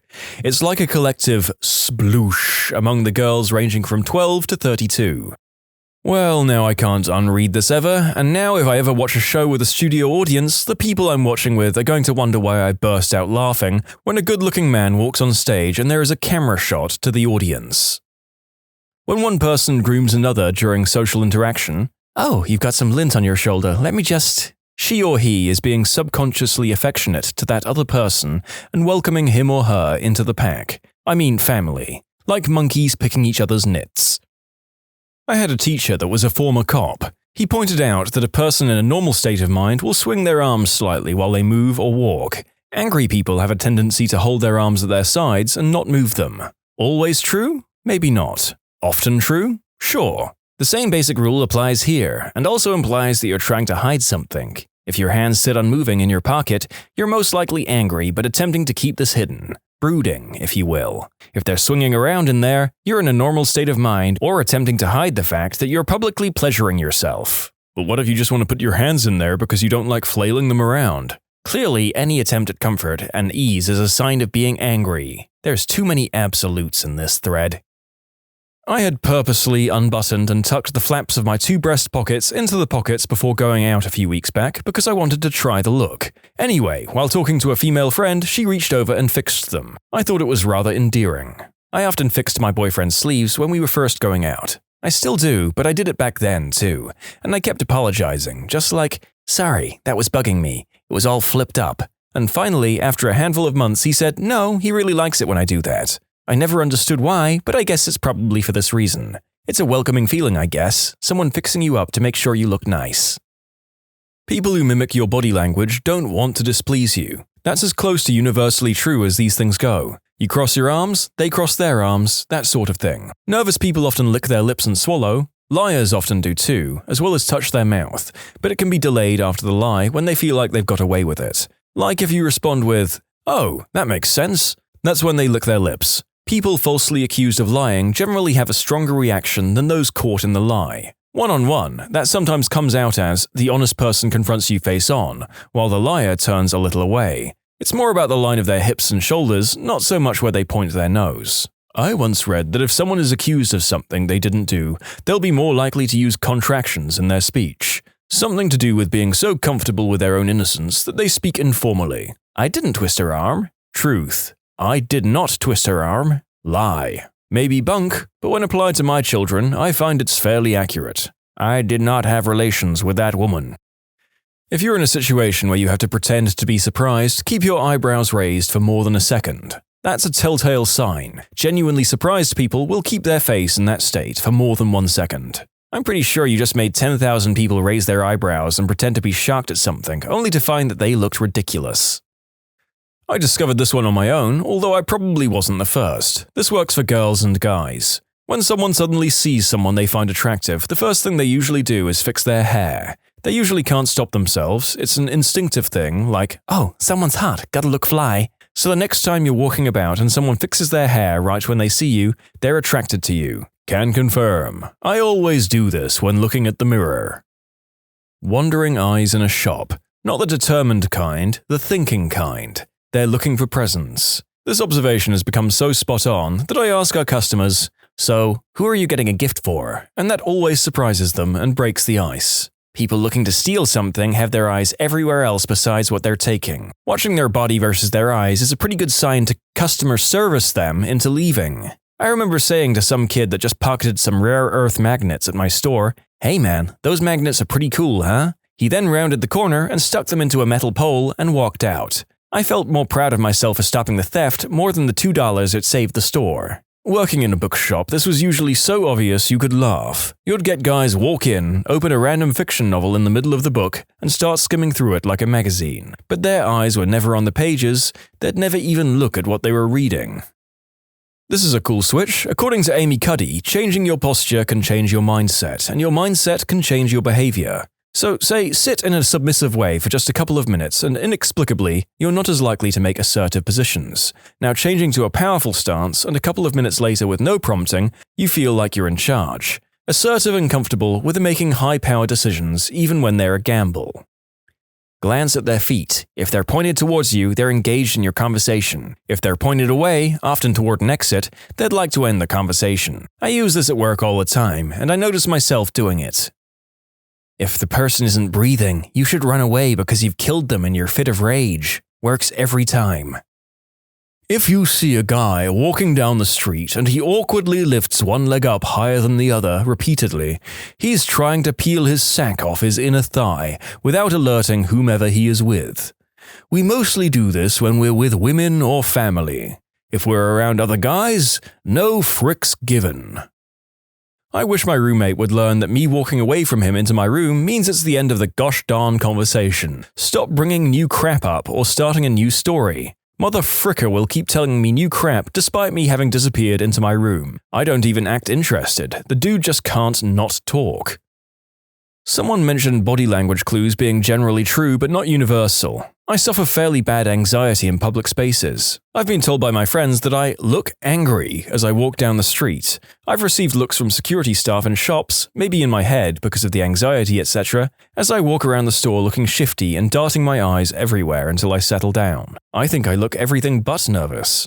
I'm sure most people have a more general character, and you can assume body language for them, but a good 10% must have less typical personality traits that affect their body language. If someone hugs you and then pats you on the back simultaneously, they're uncomfortable with hugging you.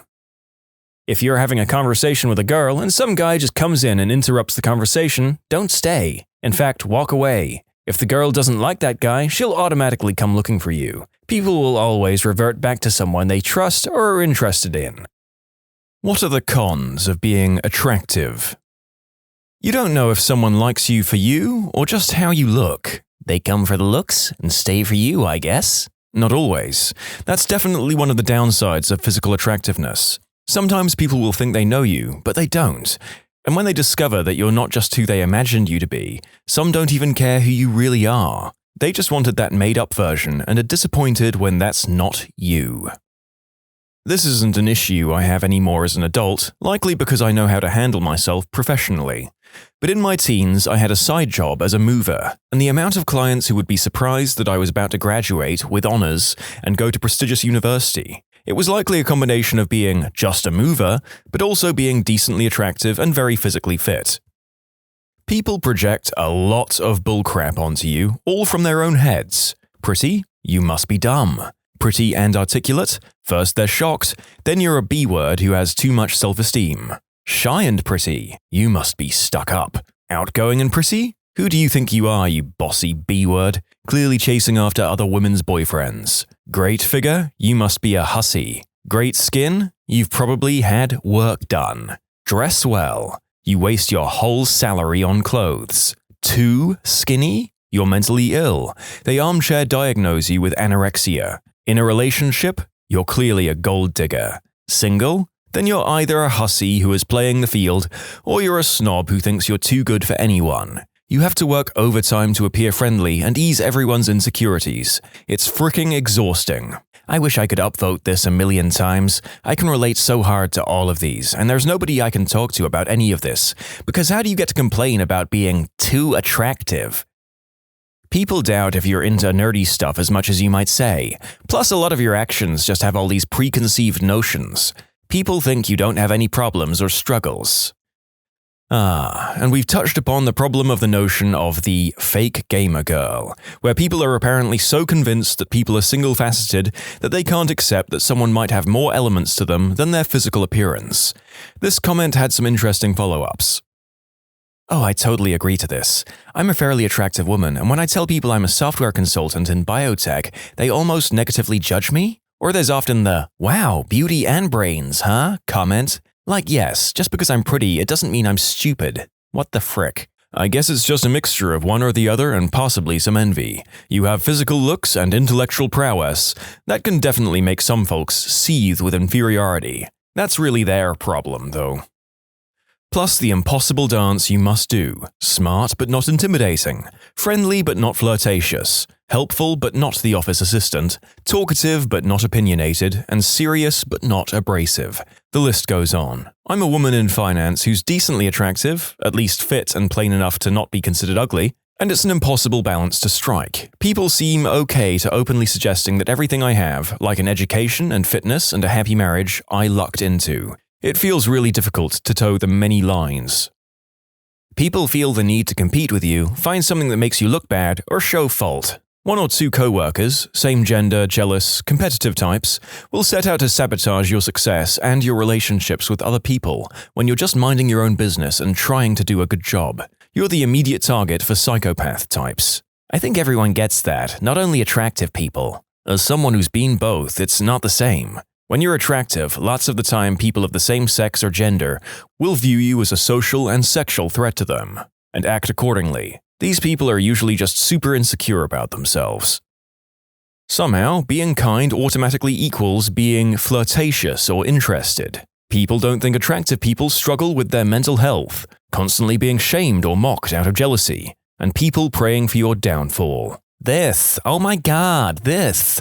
Anytime I talk to a male coworker, all the ladies will rush after and say the guy has a huge crush on me or his face lights up when you talk to him. I'm honestly just talking to people, male and female, to actually have a conversation. I'm not flirting and there's no intention on my side. I'm just conversing, people. So frustrating. Loneliness. Friends of the same gender avoid you because they're afraid their partners will want you. Opposite gender only want one thing.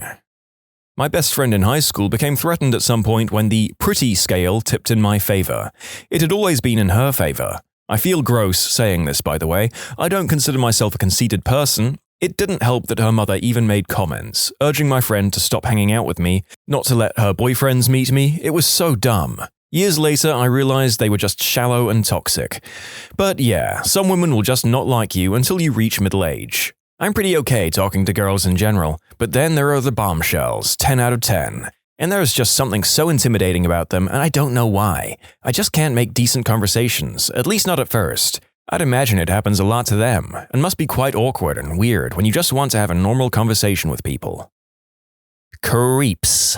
As a below-average-looking woman, I can actually tell you that creeps creep on ugly women too. This is the unfortunate reality that is perpetuated online, mostly unknowingly. People assuming it's mainly attractive people being stalked or something.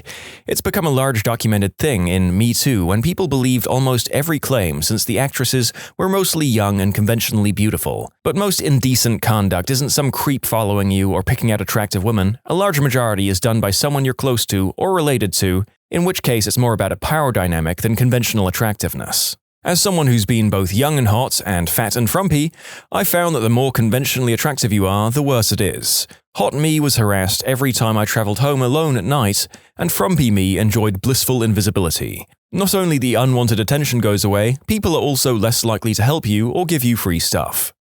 There's a danger in taking on topics like this of suggesting any one group, in this case the conventionally attractive, have things better or worse than the rest. Hopefully, small conversations like the one I just quoted can highlight the unfairness that will affect people at all levels of perceived aesthetic value. The next comment summarizes one recurring theme in this thread quite succinctly. People can like you way too much or hate your guts with a burning passion really quickly based off nothing. Jogged my memory of a time when I was attending my cousin's Halloween birthday party. My cousin, drunk as a skunk as he should be, ended up smashing a bottle or glass, and I was cleaning it up. Another guy came over to give me a hand. Well, I guess his girlfriend, who I'd never met prior, too noticed and felt a way about it and targeted me the entire night. She kept taking jabs or making random comments about me. The solid proof of her raging, whatever she was on, was at the end of the night when they were leaving and she said goodbye to everyone and pointed at me and said, "But not you. Some people truly just suck." Close friends repeatedly dropping you or even straight up ghosting you when they develop unreciprocated feelings for you and it gets too painful for them. I've got serious abandonment issues. Dating can be hard because people create an image of who they want you to be. It's even harsher if you're attractive and a complete weirdo. People act like you're doing something wrong when you break their perfect image, like you're taking something away from them and ruining a good thing. I can imagine it being a con if people think attractive people are only good for their looks and nothing else. If an attractive person is very accomplished, I feel like others would say they got help from being good-looking and that they didn't work that hard. In my experience, attractiveness became a crappy and unfulfilling value. At times when my self-esteem was low, I often clung on to being attractive as if it was all I had going for me, and developed a dependency on external validation and comparing myself to others. People who are or view themselves as less attractive than you treat you like garbage purely because they don't like that you're better looking than them.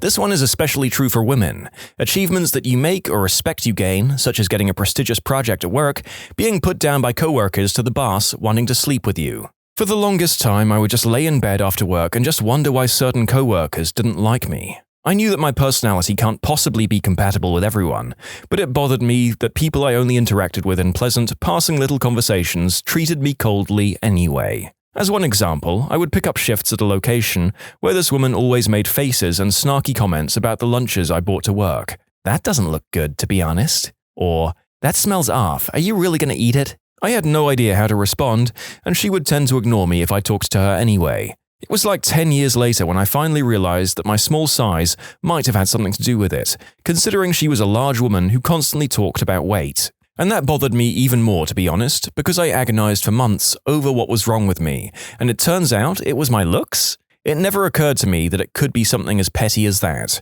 but apparently it was important enough to her to make a nervous 20-year-old feel that much more uncomfortable. I'm treated like an idiot, presumed uneducated or naive, not taken seriously until I prove myself, and my absolute least favorite thing, I can't tell if I'm being pursued for my body or my character. I've also been stalked and the victim of attempted unspeakable act, which supposedly has nothing to do with the way I look, but I've had the urge to completely change so people stop looking at me at all. People never seem to think the partners you choose look good enough, and it's exceptionally irritating that they even expect you to care. I like this point. As someone who's occasionally punched well above his weight when it comes to dating, I can say that in some cases, eventually you learn to look at the people who judge you lacking as a partner with amusement and disdain. Maybe that's just me, though. Girls saying they want to be friends, and then they get all moody when you're friendly and don't want to flirt back. Probably worse for women, but still. People manipulate and hide things from you because they either want to satisfy themselves or use you to attract and influence others. You can easily end up out of your depth and in bad relationships without the tools or power to escape. You also attract narcissists. I'm attractive enough that I ended up dating a multimillionaire. She turned out to be controlling and violent and trapped me into a lease that I couldn't afford to leave, all because she liked that I was intimidatingly attractive. I won't make that mistake again.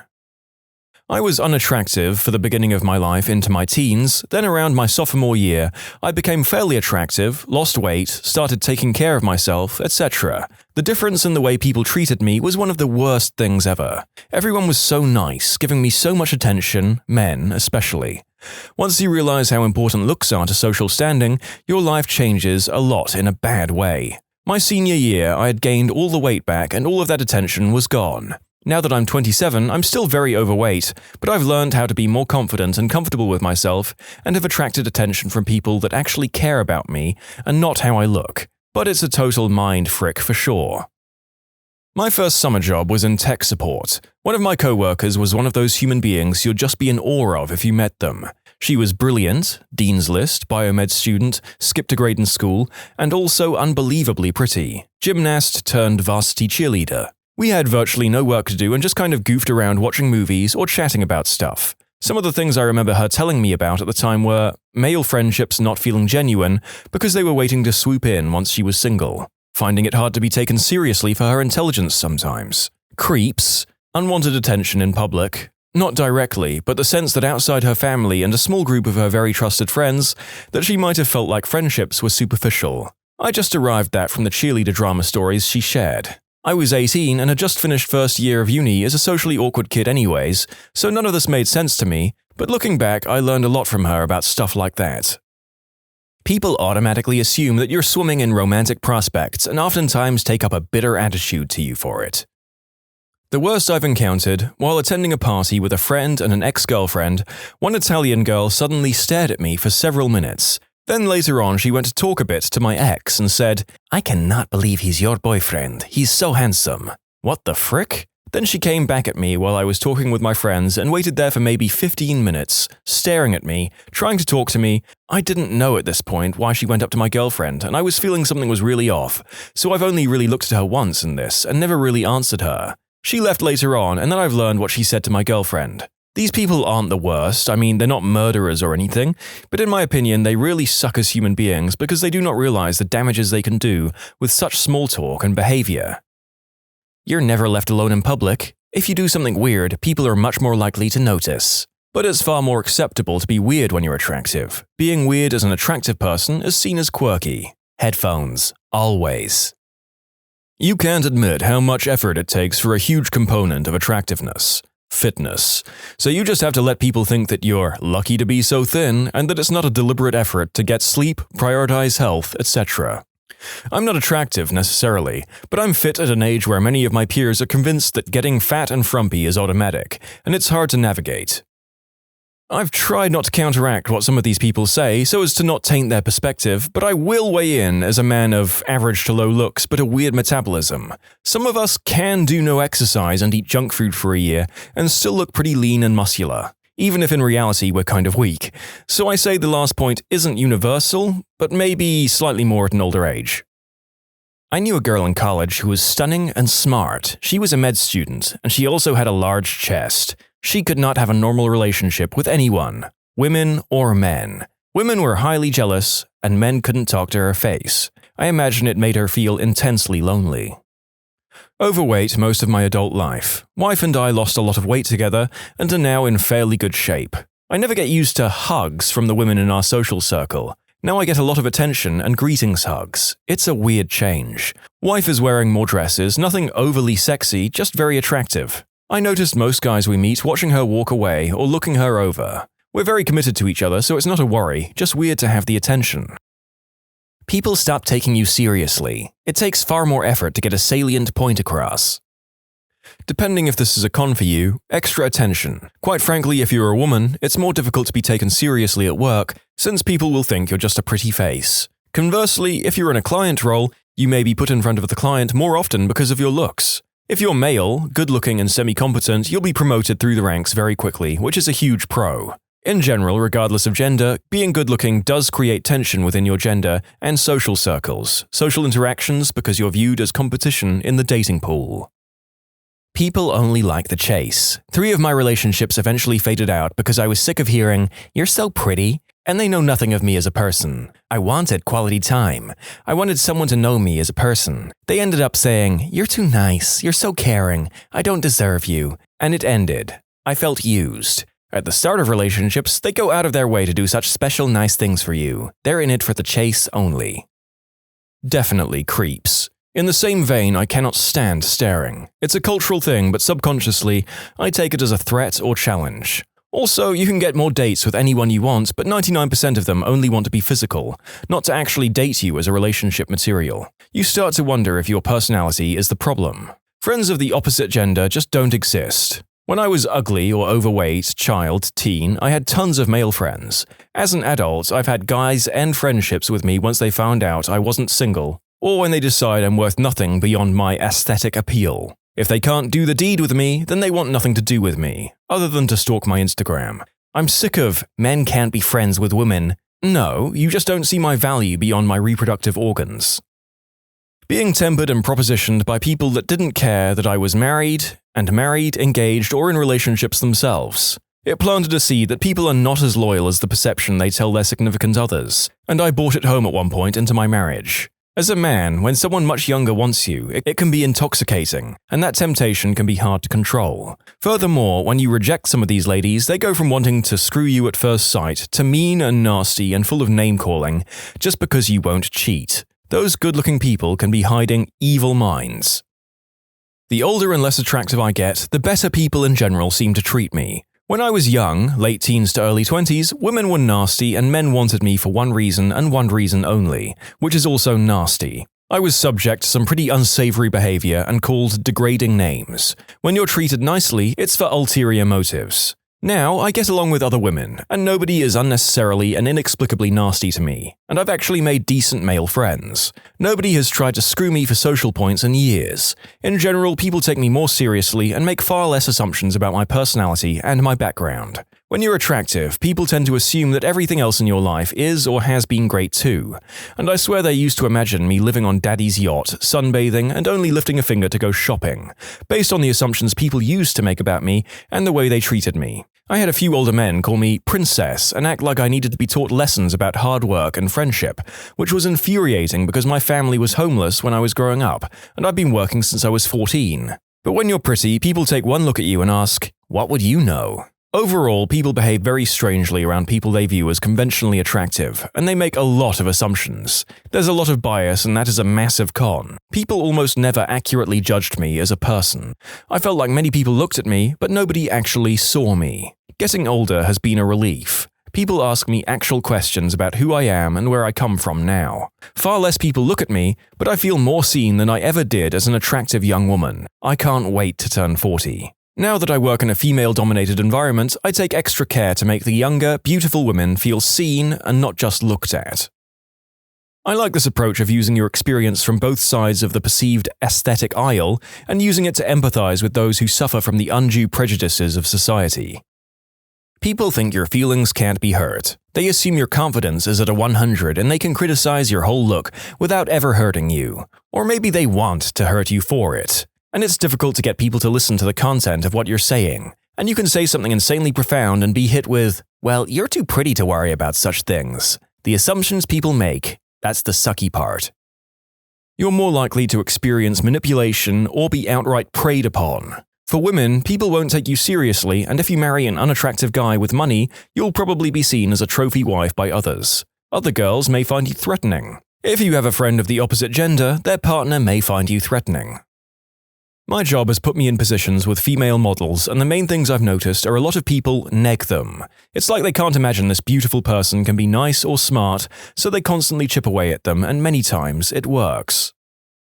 Being attractive doesn't bring down the cost of bacon. Getting constantly hit on by a gender you're not into. Boyfriend and I are both decent looking and straight, and 80% of people who hit on us are the same gender as us. We both give off gay vibes without trying, I guess. I'm not even that attractive, and yet going to clubs and stuff gives me the ick. Like, I love dancing and hanging out with my friends, but I'm so sick of creeps trying to grab me, or just following me around or whatever. If I'm on a night out these days, I usually only go to clubs and bars if I'm with a mixed group of friends of guys and girls, because as soon as it's just girls, random guys seem to think it's an invitation to get all up in our faces. Usually they leave me alone if I'm also with male friends, but even then, it doesn't always work. I just want to be able to dance without being grabbed or touched. Health inspectors. What's the worst violation you've ever seen? Former inspector here. I once discovered a rat infestation in the kitchen of a hospital. They asked me if I could prove my suspicions, and I pointed out the numerous foodstuffs with 1 to 2 inch circular holes chewed in them, but they didn't seem convinced. I showed them the trail of droppings and footprints coming and going from a hole in the floor drain, but they still didn't seem convinced. I showed them the 3 dead rats I discovered under and around equipment. I think they began to believe me at that point. Citations included rat infestation and absolutely deplorable cleaning practices. Used to have a job working as an inspector for storage tanks at places like dairies and factories. Went to a cheesecake factory, an actual factory for cheesecakes, not the restaurant chain, to test a milk storage tank. It had just been cleaned and was being prepped to be filled with a tanker full of milk. I noticed the floor of the tank was covered in bleach. It turned out the floor manager couldn't be asked to spend the time sucking out the rest of the cleaning fluid used in the cleaning process and, as a standard, just filled the tank with milk on top of dozens of gallons of bleach. His theory was that there was enough milk to dilute the bleach to acceptable consumption levels. I wrote a report and he was promptly fired. By the way, my 12-gallon estimate is just that, an estimate. It was a huge milk storage silo, 40,000 litres if I recall, and roughly half an inch of the floor of the tank was covered in cleaning fluid. The dilutions we're talking about probably wouldn't have been harmful or even tasteable after being pasteurized and mixed with cheesecake ingredients. But that's also a guess, and it's also not the point. My gosh, you already went through the trouble of cleaning it. What the heck was an extra 5 minutes to properly finish the job? Glad he got fired. It was something to do with the extra attachment he'd need to use for the nozzle, or something.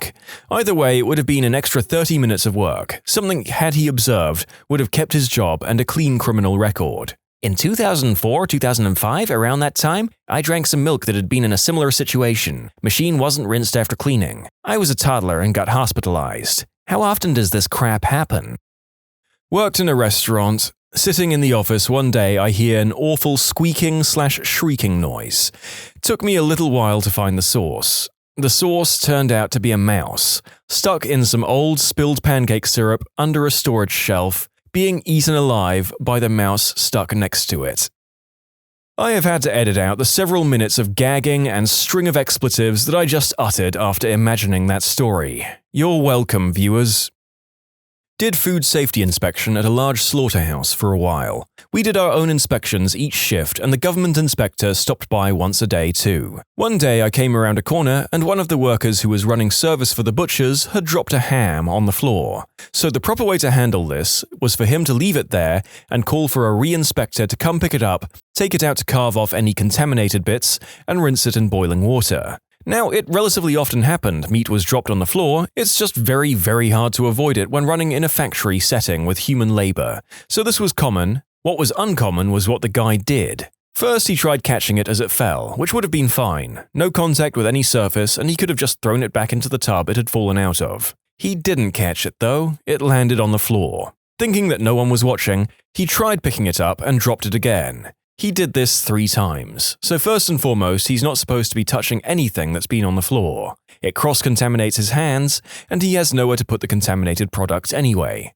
But he did this 3 times and dropped it 3 times. Freshly carved hams can be slippery when wearing vinyl gloves. He then, out of pure frustration and annoyance at the unwieldy ham, dropped down on all 4s and proceeded to pick up the raw, freshly cut, 6-kilo ham by his teeth. Stood up, ham dangling from his chompers, and dropped it into the tub with around 600 kilos of product, and drove off with the tub for processing. He was fired a few minutes after that, and the entire tub of product was discarded.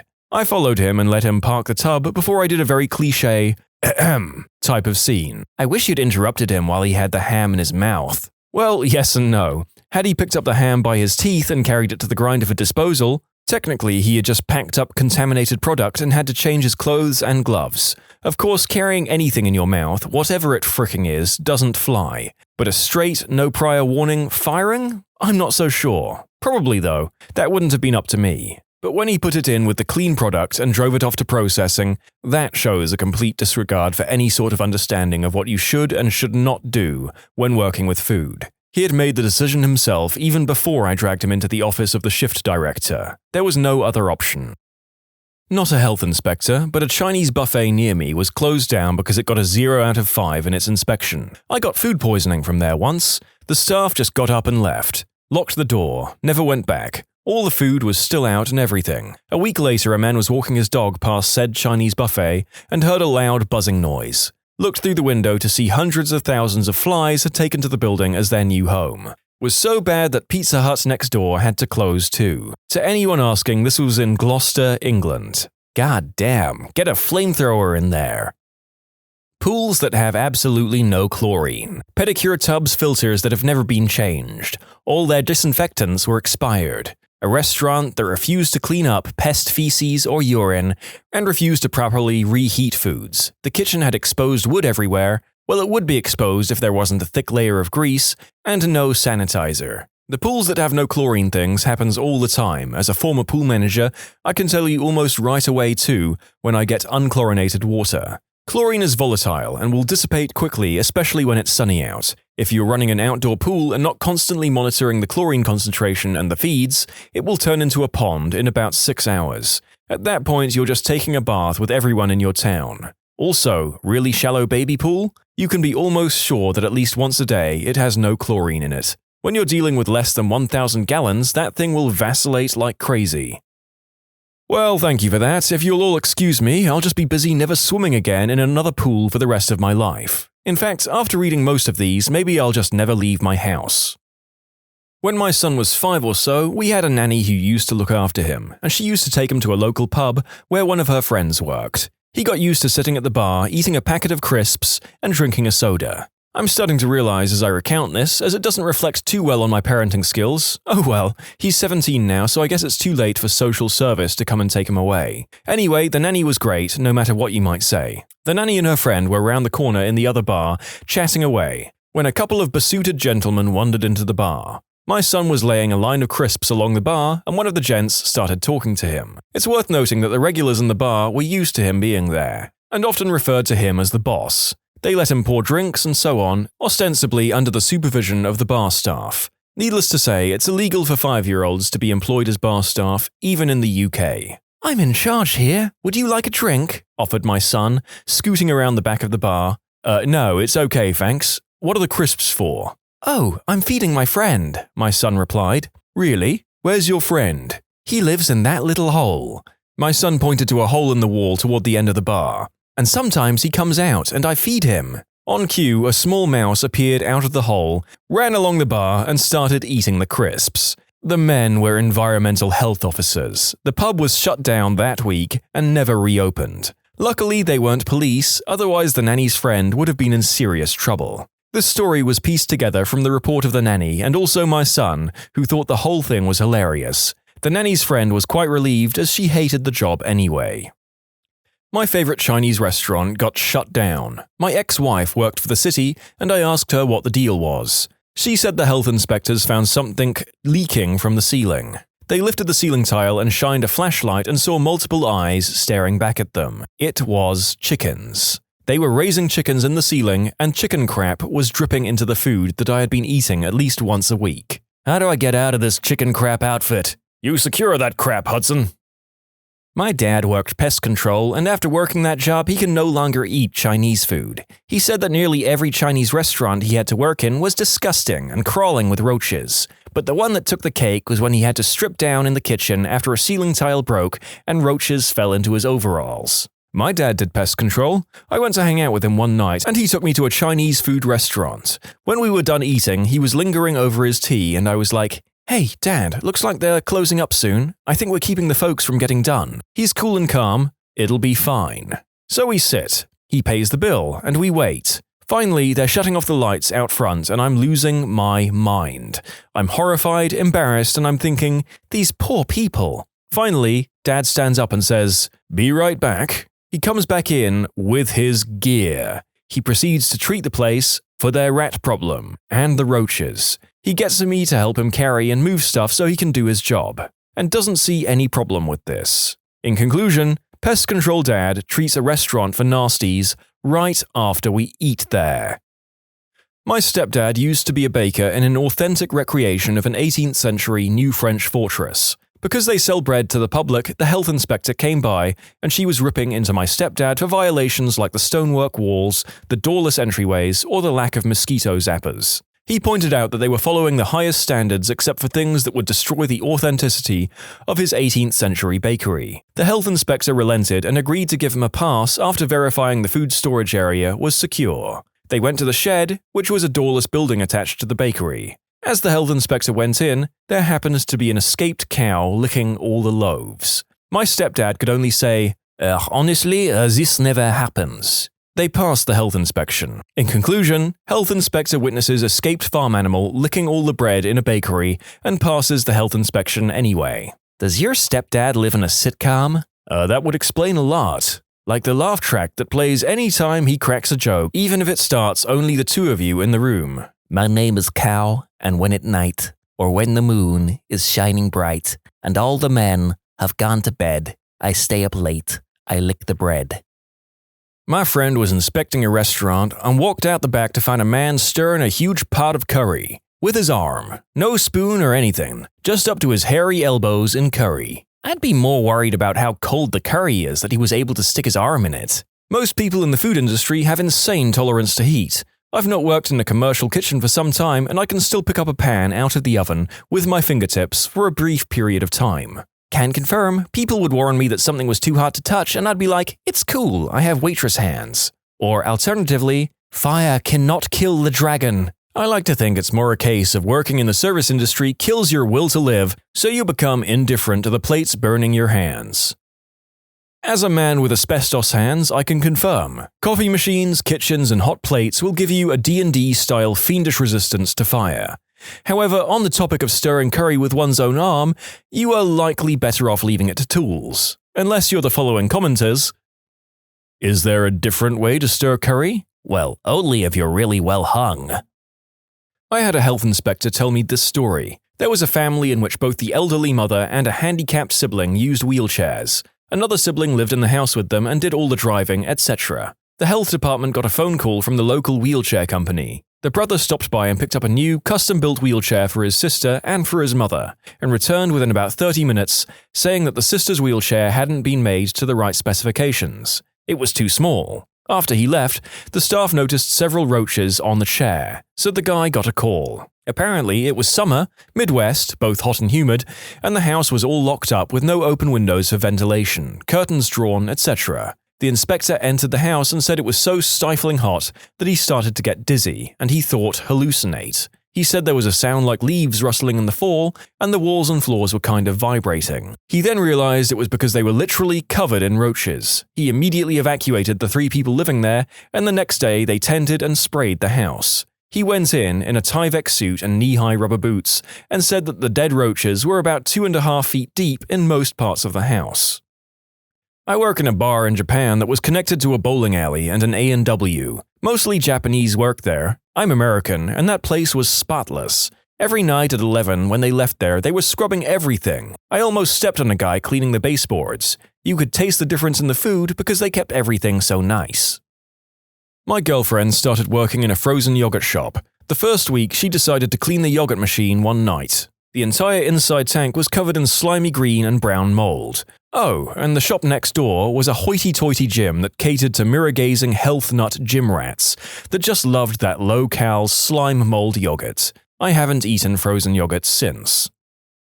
When I went to culinary school, one of the professors made the statement, "If you want to know how clean a restaurant's kitchen is, go to the bathroom first before you're seated. If the bathroom is dirty, there's a good chance the kitchen is in the same condition." This is what I do when I enter dives. It's a hell of a lot harder to clean a kitchen than a restroom. If you can't do that, you can be damn sure they don't give a frick about the difficult stuff. While this works for restaurants, it does not work for bars or pubs, except at 11 a.m. A pub's restroom goes really filthy about 15 minutes after the drinking starts. There's dirty, and then there's dirty. Superficial, day-old dirt looks quite different from consistent neglect. Not a health inspector, but my mum used to work at this restaurant where the owner just did not give a crap. It was a Mexican restaurant, and my mum told me once that a lady came in asking for caldo de res, a beef soup, but they didn't have any more meat, at least the one that's used for that dish. They were about to let the lady know when the owner stepped up and told the lady that her food would be right out. The server and my mum were both confused as to what she was going to do. Well, this lady goes and literally digs through the fricking trash and pulls out some beef, some still with bone, and then she ran it through water, cooked it, and served it to that poor lady. My mum says the lady was even sucking the bone and she almost felt sick watching. My mum quit that job soon after. After writing this, I asked my mum again about it, and here is what she said. The bone/meat was not raw, it was left over from people who had ordered the same thing. They'd almost run out of that soup, and all the meat was gone, so they thought they couldn't serve anymore. The owner grabbed the bone from the trash, rinsed it and threw it back in what was left of the soup, heated up for a bit and just served it. Just thought I needed to clarify this. I've worked at places that have gotten 100% on multiple occasions. The inspectors are usually the same few people in smaller areas and get to know people in the restaurants. If you have a good reputation, they come in and check the basics, give you a couple of soft infractions and move on. If you have something that is a major violation, they will start to, rightfully, nitpick everything. I'm hearing a ton of horror stories and just want to point out something about my experience. I've worked at places the inspectors were easy on because they knew it was clean and had a good reputation. I've worked at one place that ended up having to get a follow-up and quit it soon after. That was the only time I'd seen anything too sketchy. I also worked at a place that regularly got 100% ratings, and let me tell you, we were not 100%. The owner wouldn't do crap to improve conditions either. Mice, several kind of bugs, ceiling literally leaking nasty-ass water, on some areas onto the food prep areas, and once the walk-in cooler broke for an entire 24-hour period, and he said to just keep the food like it didn't happen. If my experience in the restaurant business has told me anything, it's that all restaurants are freaking disgusting. But they won't get you sick most of the time, so if you don't think about it, it'll all be okay. Yep, I've worked in places that honestly were bursting at the seams with unsafe and unsanitary infractions just waiting to happen. Worked in some of them for years and somehow never saw a report on them. I worked as an assistant cook in a restaurant. 2 weeks into the job, I opened a cupboard to get a can of tomato sauce, and I see a huge tarantula scuttling away behind the cans. I told the boss what I'd seen so that maybe we should get someone to deal with the huge spider living in the kitchen. Boss turns to me and says, "I see you've met Eduardo. Just don't put your hand too close to him, and you'll be good." Later, another cook proceeded to tell me that the spider had been living in there for 2 years and they allowed it because it kept the rodents and roaches away. This is a true story, so know this. Every time you think about swatting a spider, remember that there's a possibility that a friendly spider is guarding your favorite restaurant's food against nasty critters. The spiders in my house and I have a verbal agreement that is pasted onto every generation of spider that takes up residency in my house. You may remain in my house as long as you don't come upstairs and you keep the ants, flies, and other household bugs that aren't you out of my house. I reserve the right to eliminate you and your webs at will without proper notice. I haven't had an ant in 4 years. I've had a few flies, but they seem to only be upstairs where the spiders aren't allowed. I've killed very few spiders. It's a good arrangement. Not a health inspector, but I've witnessed some things at my first job as a set-up waitress at a banquet hall. The head cook had some hairy arms and he always mixed the salad with his hands, so you know that hair is getting in there, and one day we found a used Band-Aid in the salad. I survived the assassination attempt. My stepmother is the lead health inspector for a decent-sized suburban town. While I've never asked what the worst thing she witnessed as part of her job was, I do know that one instance was pretty gross. A truck full of lobsters was traveling down the highway and crashed. The police came and eventually they towed the truck. As a Board of Health inspector, my stepmother was consulted to see if any of the lobsters were viable, and she told them no. The load is a total loss since there were literally lobsters scattered across the highway covered in dirt and sand, etc. Fast forward 24 hours and one of the restaurants in town ran a special, twin lobsters for $19. Apparently the owner of the trucking and towing company knew the restaurant owner pretty well, so they made a deal whereby the restaurant would pay a very discounted price for the road lobsters. The restaurant would turn around and illegally serve the lobsters to unsuspecting customers or sell them out of a truck behind the restaurant. I'm not sure what the repercussions were, but I think they were shut down for like a week. They closed shortly thereafter and now there's a new restaurant there. The towing company lost their contract to tow vehicles and semi-trucks with the town and the state. It's crazy that they didn't think the health inspector would figure it out. It's their job. Mysteriously cheap lobster after a huge highway crash involving lobsters? I thought that there would be insurance for things like lobster crashes. And now I realize how ridiculous that was as I typed it. Never mind. You aren't covered for lobster crashes on your insurance plan? Weird. Insurance agent here. If you buy lobster crash insurance, we will find a way to not pay anything at all. It was an act of cod. Close enough. Talking 10 years as an inspector. Most dangerous is usually not the most disgusting. I've seen entire walk-in coolers at 55 to 60 degrees Fahrenheit, and the staff didn't even notice anything wrong. I've seen piles of mice that died getting stuck in grease behind the fryer. I've seen staff throwing raw burgers within the grill, then making a salad right after with their bare hands. I've seen squirrels and birds roaming freely inside a bread manufacturer. The stereotypes, unfortunately, are true. Chinese restaurants are almost always filthy. The most common critical violation? Dish machine not sanitizing properly. What's the most petty, passive-aggressive move you've ever played? I just hit the passive-aggressive zenith. Played a YouTube video of someone eating crisps loudly while someone else ate crisps loudly, because I can't be bothered to ask them to stop. Basically, this guy is one of those people who manages to do everything that is annoying. Whether it's banging desks, talking loudly on the phone, laughing loudly, munching crisps with his mouth open, etc., all distracting in our very small office. I'm not saying I'm not a prick, but I'm tired of picking the guy up on things he should be able to work out for himself. Has anyone else surprised themselves with their own petty behavior? As pointed out, it probably isn't properly passive-aggressive. The reason I didn't directly approach the guy is because I've done it so many times with so many other things that he's becoming combative and resistant. I'm tired of getting into semi-pissy debates, and I'm at the point where I think he should start actively taking responsibility for the things he does in the small office we share. I always ask if people mind if I put on music or close curtains, etc. I was on the receiving end of some epic passive aggression once. I was in the 12 items or less line at the grocery store, and as usual had counted my items before I got in the line. An older couple got in line behind me and clearly did not think I had done so. They spoke loudly to each other, I guess hoping to embarrass me. "That doesn't look like 12 items to you, does it, Marge?" etc. This continued on, and when it was my turn, one started, "Let's count. 1, 2, 3. I started wondering if maybe I miscounted, feeling a little panicky as I usually try not to be a D-bag. Then finally, 10. Oh! The cashier laughed. I needed to do nothing. The backfiring of their plan was plenty. Although I now look on that situation with that single regret. I should have also written a check, asked for paper and plastic, and for rolls of quarters. Darn it. I would have grabbed 3 packs of gum and put them on the belt with my stuff just to screw with them after that little act. I used to be a resident advisor in a college dorm. One of the dorm activities was on personal hygiene, with free stuff available like deodorant, shampoo, razors, etc. One of my residents couldn't be bothered to speak with his roommate about his disgusting habits, but he sure took about a dozen of those flyers and put them up all over his roommate's side of the room. Ah, that's like a lower effort version of the good old post-it note. Best friend of any passive-aggressive flatmate.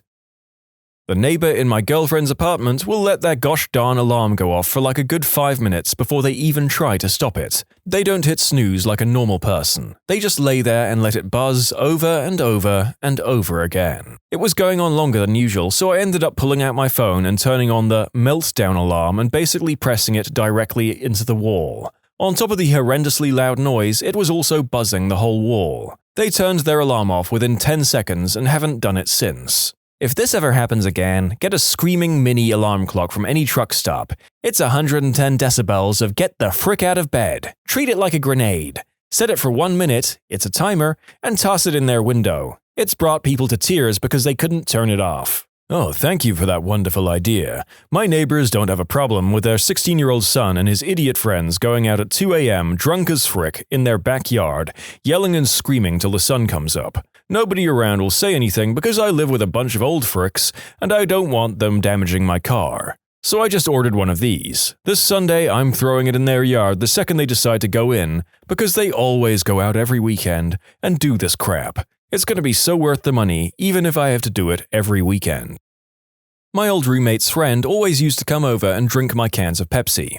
I'm on a pretty tight budget, but like to treat myself with said cans, so you can imagine how upset this made me. One day I hid all the cans but one, which I coated with nail biter. The second he realized something was wrong, he poured himself a glass of water using the only glass on the drying rack. The glass coated in nail biter. I live on a typical American suburb street. My neighbor just got a new job with a company-provided vehicle. He has a 1-lane driveway, so he parks this huge work van in the road, directly in front of my house. It's all I can see when I look out the front window. I casually mention it to him now, so that he could park it in front of his house and not mine. He just chuckles to himself and starts talking about something else. For the next week, I parked my car in front of his house to see if he enjoyed looking at my car every day. Luckily, he got the message and now parks in front of his home and not mine. Something similar is happening where I live. I live at the end of a cul-de-sac in the corner, and the guy in the middle of the end parks one of his cars outside his house, blocking our driveway to the point where we have to snake around his car in reverse.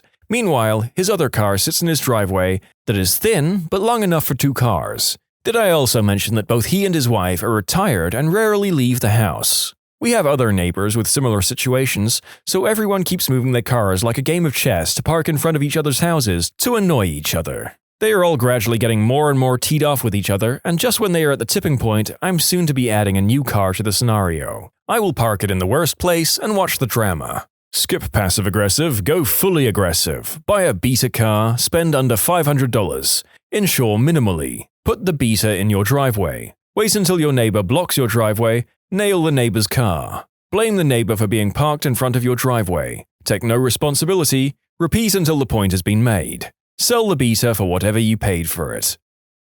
I blow kisses to angry drivers. I'm a guy. On an airplane flight this past summer, the guy in front of me reclined his seat until he was practically resting his head on my chest.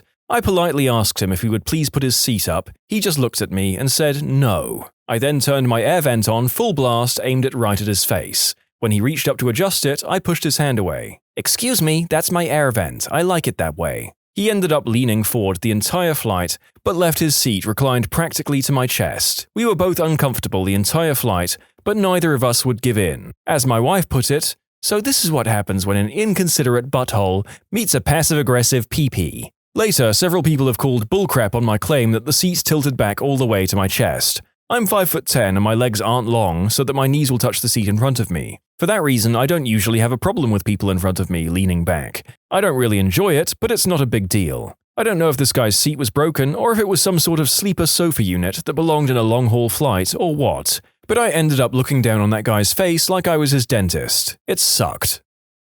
I was at Costco once and they had massage chairs at the end of the aisle, right by the crutches and folding wheelchairs, etc. 2 older women were complaining about me using it, making remarks about how I was abusing the equipment or some crap, so I struggled to get off the chair, gave a look of pain and wheeled off in one of the wheelchairs. I kept one of my hands shaking and went right past them. Their faces were one of the best things ever. In conclusion, used muscular dystrophy to screw with someone. Oh my god. I think the most perverse part of this account is that even from the way the author has written it, I'm not 100% sure one way or the other whether they actually have that particular disability or any disability at all. I just hope the ladies in question feel terrible regardless. I was watching Batman at a theater and the kid sitting in front of me kept rocking his seat back and knocking me in the knees. I asked him to stop, he glared, then stopped for 5 minutes. But he started again and kept intentionally rocking it back to hit my knees. So I put my foot at the base of the chair so he couldn't rock it backwards. He turns around, glares at me, and mutters, "B-word." This kid couldn't have been older than 11, so I let him keep rocking and waited until he was winding back to rock it really hard. Then, when he was at his apex, I kicked the back of the seat hard. It smacked him in the head and he whiplashed forward. Needless to say, he didn't lean back for the rest of the movie. In conclusion, I kicked a kid in the back of the head, and I'm not entirely certain what passive-aggressive means. You delivered the kick that the kid needed, but not the one he wanted. Some men just want to watch the chairs rock. He merely adopted the chair. You were born in it. Let me tell you how I got this whiplash. When you lean back, you have my permission to die. There's these 2 girls who sit behind me in one of my classes that don't shut up. No matter what my professor says, they always have to talk about it between the 2 of them. After doing this, it's always leading into longer discussions between them. It's freaking annoying because I'm actually interested in what my professor has to say. He tells some pretty interesting stories. One day, I'd had enough of it. When they started talking again, I took my laptop out and made a new Word document. I made the font large enough to where they'd be able to read it and typed 4 simple words. Shut the frick up. I cleared my throat very loudly, I should add, and just slightly moved out of the way to where they would be able to read it. That was 2 weeks ago, and they haven't said a word in class since. I had the same problem in my philosophy class. For about a week, I would type everything that they said. At the end of the week, I handed them each a transcript of their conversations. I pulled the same thing last finals period. I was on the quiet floor of our student center, where not even the laptops are allowed. The clicking of the keyboard is too loud. There was this girl furiously typing on her laptop and having a cell phone conversation about her child termination. It was very, very distracting, and no amount of throat clearing and angry looks got her attention. So I scribbled, "Shut the frick up," in Sharpie on my notebook, coughed loudly, and held it up for her to see. She got up and left, and I got a very enthusiastic round of golf claps. In college, I had the worst roommate. She would stay up all night, sleep all day long, and dramatically sigh or groan if I accidentally woke her up by, being in my dorm room during the day. She also could not shut up for about 5 minutes. She literally wandered around our room muttering to herself mostly, "Frick!" and "Jesus Christ!" And if she wasn't doing that, she was sighing and groaning and slamming drawers shut. She also left food that should have been refrigerated out on her desk for weeks at a time, including stacks of burgers still in their paper wrapping. It smelled. Anyway, she mentioned once how she hated living in the dorms because she couldn't smoke in there. I casually brought up how my last roommate broke her contract and moved into a house mid-semester, and she just loved it. New roommate got excited and started to look into getting an apartment. What I didn't mention was that it costs $1,000 plus that month's dorm fee to break said contract, and apparently she managed to sign up for this without noticing that fine print either, because for about a week after, she had screaming matches on the phone with her mum about the money. A week later, she was gone, and I had the room to myself for the rest of the semester. It was great. I would feel bad, but living with a frantic, swearing, sleep-deprived burger hoarder was too much for me. In conclusion, talked Oscar the Grouch into breaking room contract, resulting in unforeseen expenses on her part. Oofed. I mean, she was probably outright told by student housing that it would cost her money, so hopefully decided to move despite that fact of life. It just sucks that it sounds like her mother had to foot the bill.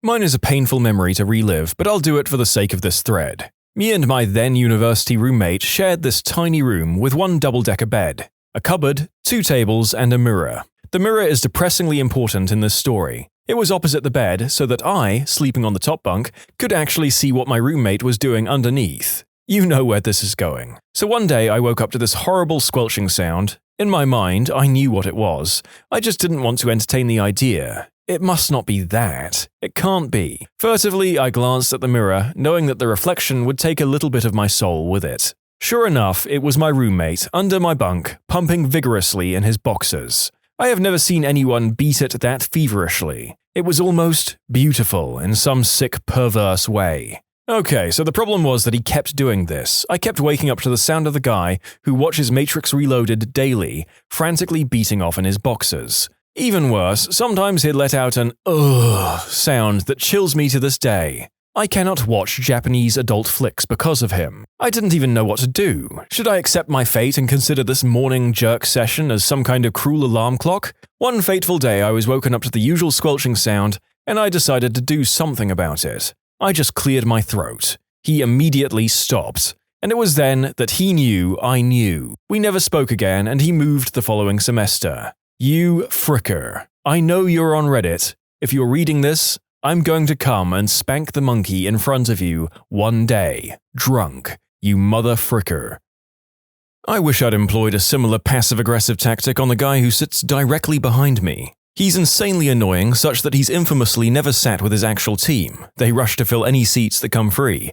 And there's a long list of people who've said, "If you sit me near him, I will quit. Seriously." Highlights include, he seems to have old smoker's lung/throat problems, such that his voice always escapes as a gurgled squeal. He can't help that, but he shouts, of course, so it's akin to sharing the room with a banshee. He spends hours per day cramming Bombay mix into his mouth. He then chews it with his front teeth for maximum crunch volume. He'll still use the phone or shout at people while eating. Farts openly and often. Has an incredibly loud and annoying SMS received tone, which needless to say is triggered several times per hour, sometimes many times a minute as he conducts some sort of his extracurricular activities exclusively by SMS. Of course, his desk phone habits are annoying too. Keypad tones set to on, volume set to max, and he opens many conversations using the speaker setting. He has dozens of keys plus his security tags on a long chain which he slaps and drags about on his desk, like he's a fricking poltergeist. That's right, he's a banshee and a poltergeist. I cracked after weeks of this and told him to shut the frick up. On a Friday morning when he was screeching at the team opposite solidly for an hour telling his version of what passes for a joke. He responded with abuse, so I went unpunished, but I still know I made a mistake being aggressive and swearing at work. On second thoughts, I wish I'd killed him with a stapler. I'm a live sound tech. My job's success rate depends on me being passive-aggressive. Oh, you turned your guitar amp up again? Cool, I hope you like me cranking the crap out of your guitar in your monitors now, butthead. I've been to shows where the band members straight up sit there and yell at the techs. Isn't that someone you should be polite to, considering they can make your entire set sound like crap? I've been yelled at from some idiot on stage for problems they were creating. Oh, not to mention a room full of people between us. I muted his mics, sipped on a beer, and stood there and smiled at him as he had a tantrum. Does this count? Drunk buttholes being loud outside residence buildings at some ungodly hour on a Sunday night. Hey, do you guys ever watch? A watch? Yeah, I need to know what time it is. 3:30. Okay, cool. Now that you know that it's 3:30, can you shut the frick up? Oh yeah, this one. Had a guy watering his garden at 2:30 a.m. once, in the summer, when you have your windows open. I leaned out. Hey mate, why don't you water your garden at 4 a.m. like normal people? Whenever some butthole is tailgating me on the road, I hit the windshield cleaner button and just hold it. Usually, I can get a good consistent spray of water to obstruct their view. They usually change lanes after that. Bonus points for me if their windshield is dirty and their wipers are bad, leaving behind a dirty, muddy mess. Also, if you're all in on this idea, you can take a pin and adjust the angle on one of your nozzles to spray directly over your car for maximum effectiveness. I had a wagon and it had a rear view sprayer, so I pulled it out and found the best angle to hit tailgaters right in the window. It was awesome. People would either get super mad and go into a rage, or most of the time start laughing and back off. I mean, I can't possibly condone this, as you could cause a crash if they're particularly jumpy and unprepared, but it is damn funny, and I'd be tempted to try it. I put 3 staples in my stapler at a time so people will stop using the one on my desk. There's an empty desk right next to me with a fully loaded stapler no one ever uses. I realize this is ridiculous.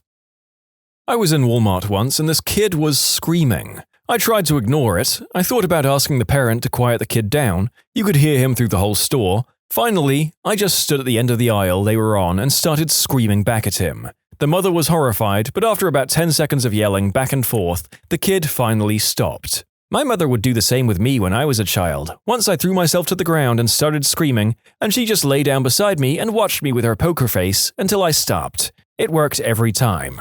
Every time I was working on a good tantrum, my mother would offer to clear out a space for me on the floor and tell me to let her know when I was finished. The residents at the pool I work at complain about everything, making the shifts that my co-workers and I work extremely trying on our patience. It eventually got to the point where a number of residents petitioned to get one of the guards written up because she was sucking a lollipop in an inappropriate manner while on stand. As head guard of the facility, all of these complaints went to me. Eventually, I got sick of this and took action. What the residents didn't realize up until about halfway through the summer is that the pool they use has a number of small rules that no one really acknowledges, because honestly, it's not worth anyone's time to enforce them. These rules include things such as enforcing designated areas to eat and a sort of blanket ban on alcohol. From July 25th on, under my authority, every guard was required to reprimand all residents on every single infraction, in order to give them a taste of their own medicine. I can honestly say there is nothing more satisfying than having one of my guards stop a hated resident from enjoying a few drinks with whoever they're with, and then looking them right in the eye and just absorbing their hatred. It's sublime. When I was pretty young, maybe 13-ish, my younger brother, 11-ish, kept frustrating me by stealing my CD player, and I was out for clever revenge. We had a CD recorded by a band from the local church called Flying Sheep. Something something Jesus and flying animals, you know the drill. The first track of the CD was 45 seconds of sheep noises. When he went to sleep, I snuck into his room quietly, located my CD player, set it to loop track 1 and turned the volume way down. About every 5 minutes I'd sneak in again and turn the volume up a little more. I did this for about 2 hours until there was nothing but bleating sheep at full volume about 4 feet from his head. My brother slept like a log, so he slept for the whole 7 hours, with sheep noises beamed directly into his brain. He woke up pretty angry. Apparently he had dreamed about trying to herd aggressive sheep all night long.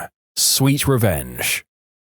If someone is really annoying me with what they're saying, or chewing loudly, smacking gum loudly, or making annoying drum noises with their mouth, I will sometimes turn music on and slowly turn it up to the point where I can't hear them over it.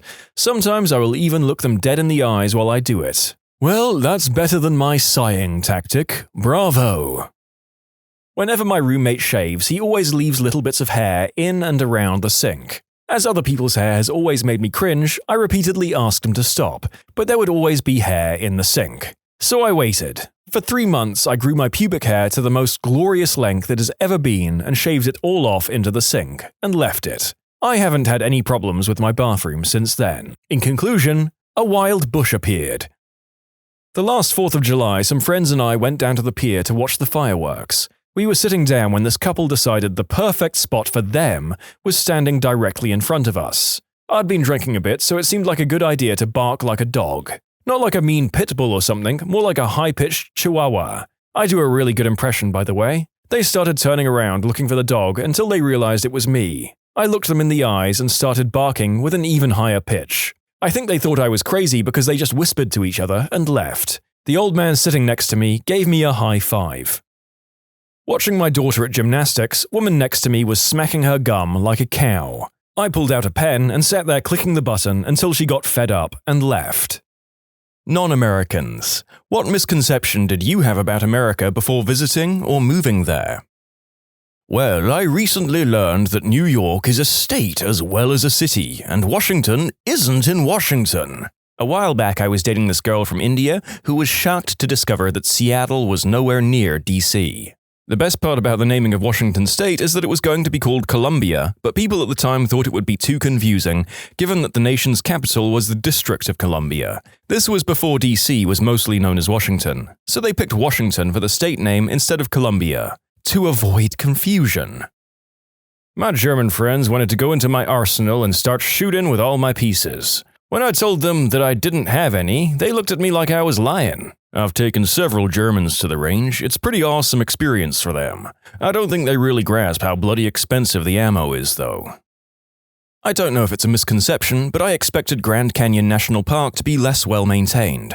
Frankly, it's amazing for the amount of visitors. Visited last year, 10 out of 10. You people have an amazing national park service. This year we decided to come back and tackle Yellowstone, next weekend actually. Hats off to the national parks. That is some public sector crap I hope you people decide to keep investing in. For me, more than cities, they are the crown jewels of the US. The amount of public land in the US is unique and incredible. Thank Teddy Roosevelt and John Muir. They were both amazing men that pioneered the vast national parks of North America. It's true, despite the efforts of certain monetarily motivated entities seemingly working as hard as they can to gut the EPA and park services, America still has some incredibly well-maintained hiking trails and natural wonders. Long may they last.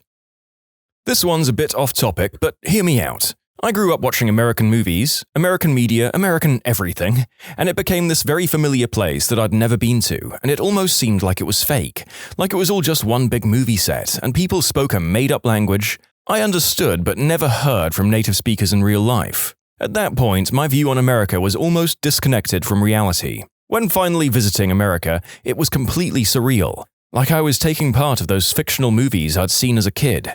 I saw landmarks in cities I had only ever seen on screen. It was a crazy experience. I get that. Even for Americans, there are places in the US that can be like that, especially New York City.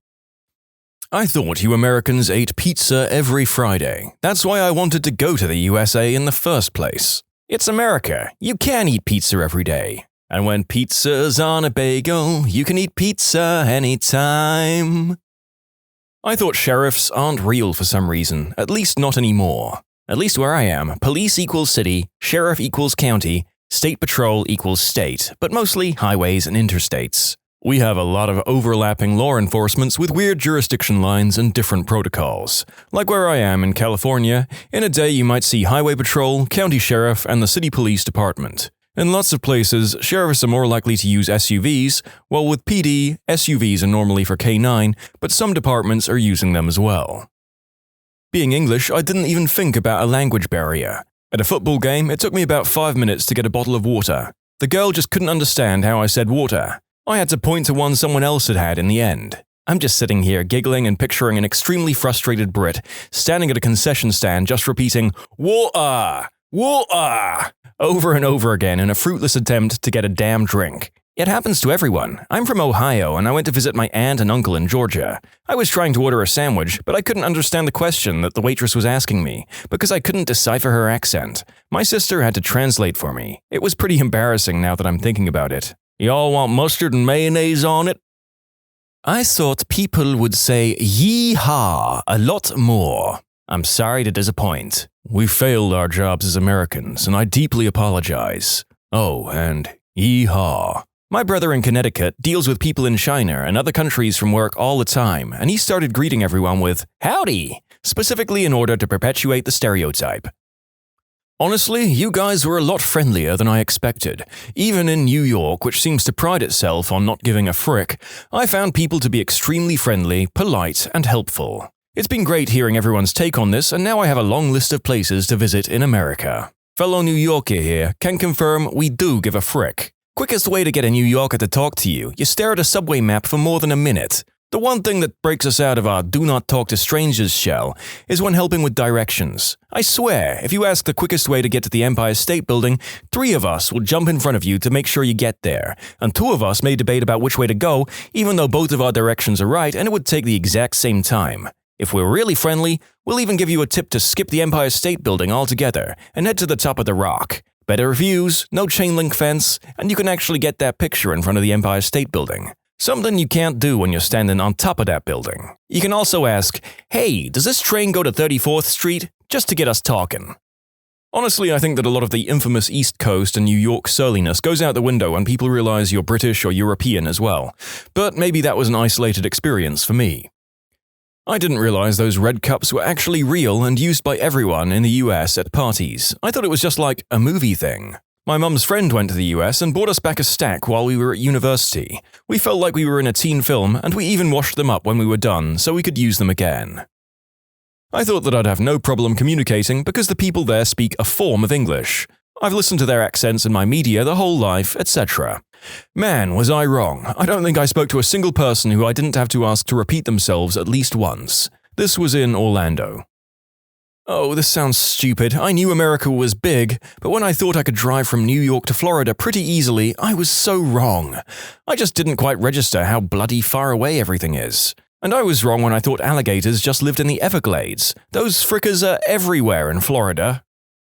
How surprisingly cold some parts of Arizona can get. I visited after spending a year in northern Ohio and basically went there naked, as I didn't expect anything could be worse than Cleveland's winter. Nope, I almost froze to death when I went to see the Grand Canyon and it was snowing. Yes, when I went to the Grand Canyon in October, I showed up in shorts and a tank top, expecting it to be still and hot, like I was in Phoenix. Nope.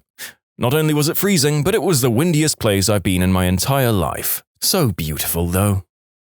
When my parents and I moved from Poland to Texas in 1997, we had no idea Daisy sour cream wasn't a cheese spread. Still have it on sandwiches. On a solo road trip up Route 66, I picked up an 18-year-old Dutch kid on his first trip out of his country. He thought all American diners were owned by one company called Diner. That was pretty adorable.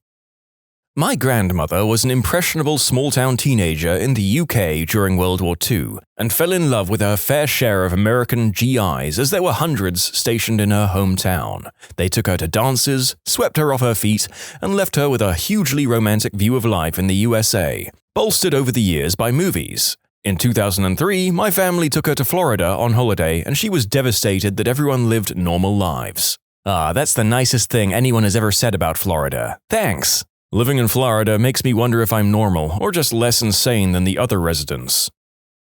I thought Washington was the most serious place in the States, but when I went there for a tour in the White House about 3 years ago, most of the city smelled like green herb. I was very confused. After several replies to my story, I need to clarify I was talking about Washington, D.C. Didn't think it was necessary since I mentioned the White House. I do apologize for any confusion. People think DC equals government, which it does, but they also forget it's an incredibly liberal population. I don't know the numbers now, but it also used to be the gayest city in America by percentage of population, and we know how to party. You get a lot of high-strung young professionals, and they have to blow off steam somehow. People might not believe that DC consistently votes in the 85 to 92% range in favor of the Democratic candidates in each presidential election, regardless of who's currently in office or who the candidates are. I'm not saying that the Dems get 90% more or double the votes than the Republicans. I'm saying that 90% of all votes tallied in the district are in favor of the Democratic candidate.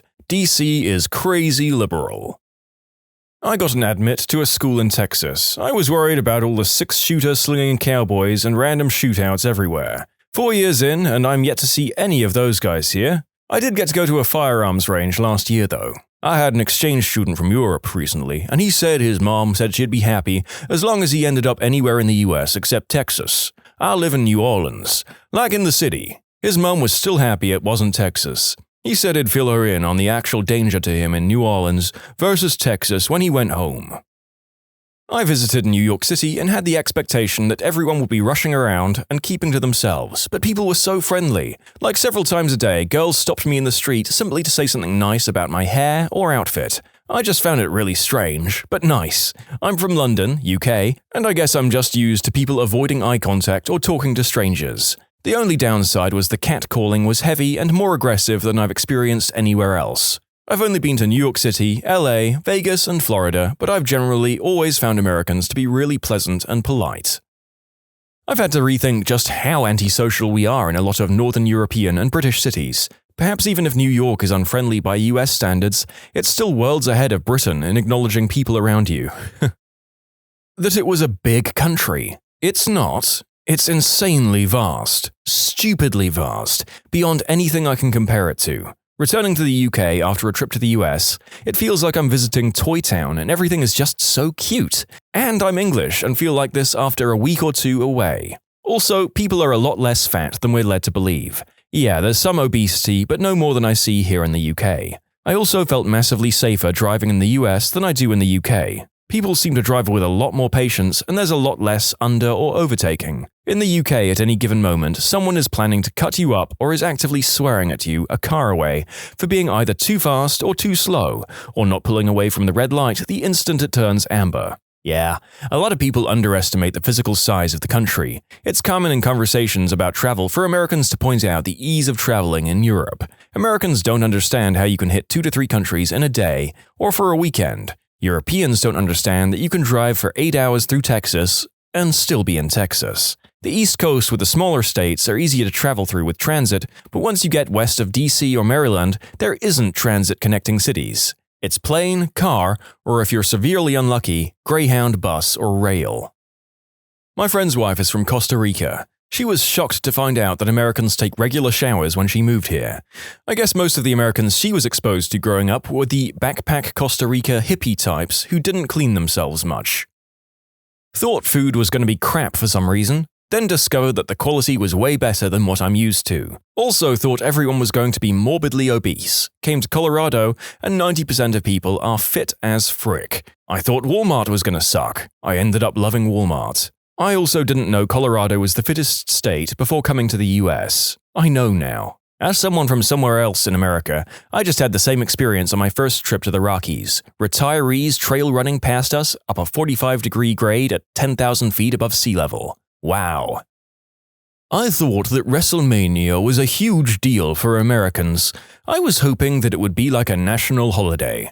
WrestleMania and NASA are my 2 favorite things about America. So this was very sad for me. Vince McMahon would like to have a word with you about an exciting offer that only costs $9.99 a month.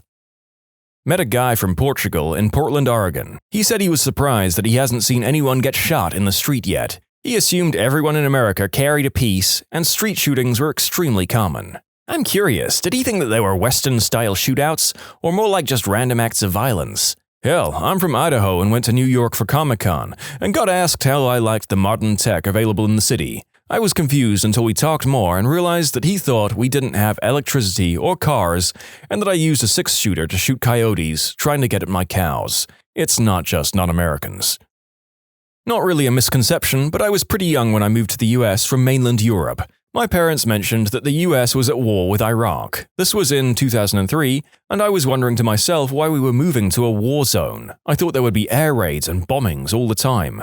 When I was very young, I thought English people lived in castles and rode horses and went to war with bows and arrows. I didn't understand that the movies I saw were portraying historical England, not contemporary England. That's what they actually do. When you travel to England, they'll take you to the special places for tourists, where they maintain the appearance of a modern lifestyle. However, it's all a big conspiracy because they don't let the tourists go to the real places where the English live in castles and ride horses. Their maps are fake, public transport is rigged, every inhabitant of England is sworn to maintain the secrecy of their true lifestyle.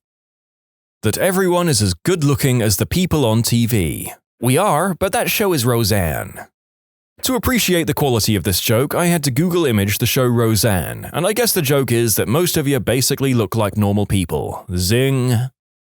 Hollywood. I believed it was wall-to-wall famous people, walking on red carpets dressed in golden gowns, and everything was possible if you just walked on that beautiful boulevard. Wrong. Big time. There was nothing, and I mean nothing worse than when we had out-of-town family visit us, fam lives in SoCal, LA area, and begged to be taken to Hollywood so they could see the Walk of Fame, etc. Even after explaining that it's a dump, they always insisted. And then we'd get there and they'd see what we were talking about and we'd have to claw our way out after 30 minutes. That area is horrible in the summer. Traffic going in and out is impossible, everything is overpriced, and it's filthy as heck. I had to work for an event designer out there for a year, and that drive was part of the reason I quit so soon. I love LA and all the cities in it, but Hollywood and Venice Beach can go get screwed. That every shop is like Costco, big in bulk and relatively cheap. That the majority of people in the US are fat, racist, and selfish motherfrickers. I couldn't be more wrong. Everyone was very nice, educated, and kind. Unfortunately, the worst people get the most attention inside and outside the US. Rednecks and hillbillies. I thought that it was a geographical thing and you can only see them in the South. The ones I met up north were pretty hostile at first, but turned out to be awesome people in the end. I thought Americans, especially Californians, are sassy and snobbish. I was so wrong about that. They're freaking chill, friendly, and some are really down to earth. I also thought that most are really rich and that they own mansions with swimming pools at the mountains of Hollywood, but no. Most of them live in apartments and houses. My big misconception was I thought life was easy here, that you don't have to do 2 to 4 jobs just to make a lot of money, but unfortunately it was the other way. When I was in high school, a friend's older sister had a German student and a British student visit for Thanksgiving. They were students with her at UT. It was so much fun talking to them about the US and answering all their questions. The best, though, was their questions on the states. They thought Chicago was a state and were surprised to learn Hawaii and Alaska were states as well. They thought they were a step up from Puerto Rico, but they were surprised to learn they also had representatives and senators. From the outside, the US looked like one country. Once you're there and drive around multiple states, it more seems like many different countries with different accents, laws, regulations, way of life, food. That was a big surprise for me. Misconceptions before moving to America. 1. Americans only work 7 a.m. to 3 p.m. 2. No one works after 12 on Fridays. 3. Americans take a lot of vacations, summer plus Thanksgiving plus Christmas. After moving to America, 1. Everyone is working their butts off. 2. The concept of fixed hours is fuzzy, people log in early and late to get to important stuff at work, and 3. Americans are not getting much time off, most are not even using their vacation days. I was told the typical stuff before going to the US the first time. The TSA are buttholes, everyone carries a piece, and people are hella unfriendly. I saw more pieces in Schiphol in Amsterdam than I did in O'Hare. Seriously, police with MP5s about every 30 feet. Dogs as well. Very weird. Also, O'Hare freaking stinks. Worst airport in the world. Anyway, yeah, I realize mileage may vary with the TSA, but everyone was friendly, interested in my trip in a good way, and helpful. No issues. Spoke to a police officer like an hour later, super friendly and helpful as well. I was starving, he showed me a good place to eat, and had food himself as well. We talked a bit while eating. Cool guy. Everyone was super talkative and friendly in the US. The talkative part is weird, coming from Sweden. I got compliments on my shirt within an hour of leaving the airport after my second in-country flight. That would basically never happen in Sweden. People here dislike social interaction. In the US, it was like free-for-all talking, joking, and complimenting each other. It was nice. As a resident Swede, this is all completely true for those of us who visit the States from here, as I've alluded to in my previous comments. Having strangers talk to you in a friendly manner is genuinely mind-blowing to us who live here.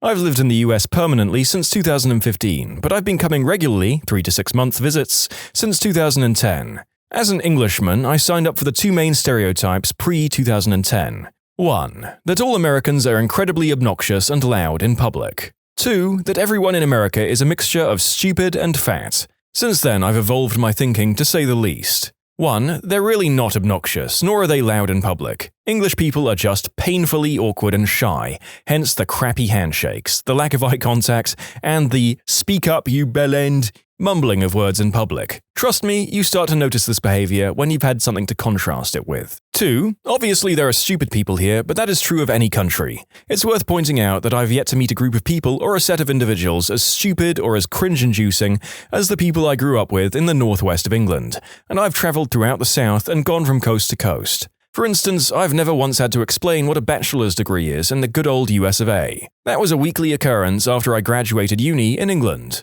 The fat thing is also a bit of a reach too. Americans are typically more health conscious from my experience.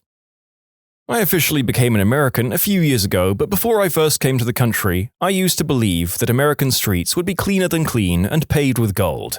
I'm originally from Jamaica. Our streets, back then, were not always as presentable. Then again, it also depends on which area of Jamaica you resided, worked, etc. Anyway, I thought American streets or roads were yellow brick road immaculate. Not sure why I believed that, it wasn't true. They're just as normal as other streets. But I tell you what, it blew my mind when I first saw a street sweeper. That was awesome.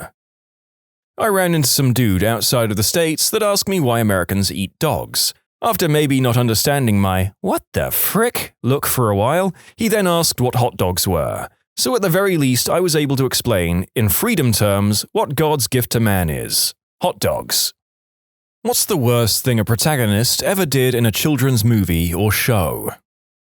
Tink in Peter Pan is an absolute monster.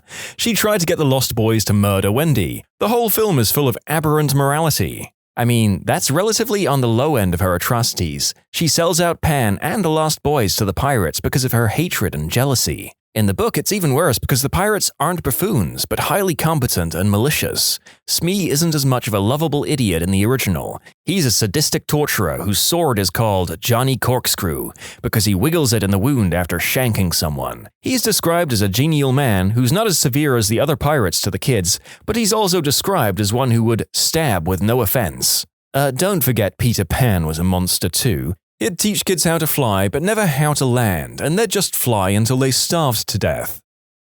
Lab rats. The dad/inventor kept the kids in cages, and it wasn't until he married and got a stepson that they got rescued. Then everyone was, oh well, good times. Honestly, a lot of Disney shows and other kids' shows have creepy undertones like this. This won't make much sense to anyone who's never watched the show, but I'll never forget an episode of Wizards of Waverly Place where Alex makes a new friend that turns out to be part of this underground uprising against the unfair rules on who gets to have powers. She seemingly joins her, only to find out she was actually tricking her so she could turn her into the authorities. They act like this was a huge, brave, and heroic thing she did, and that the people fighting against unfairness were those evil people who deserved to be punished. Basically, the message was that you should never question authority, and those who try to stand against unjust laws should be turned in. It really creeped me out. Oh, it turns out I misremembered that last part. It's actually worse than that. She freezes her to give her powers to her brother, and then Alex's little brother Max knocks her over and shatters her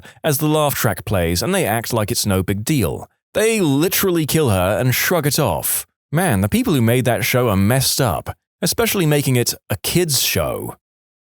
Princess Poppy in the Trolls movie. The whole problem and everyone nearly dying was all because she couldn't accept and let someone be happy not singing and dancing. I think they handled her better in the second film when Branch outright tells her she's not listening to anyone and making things worse.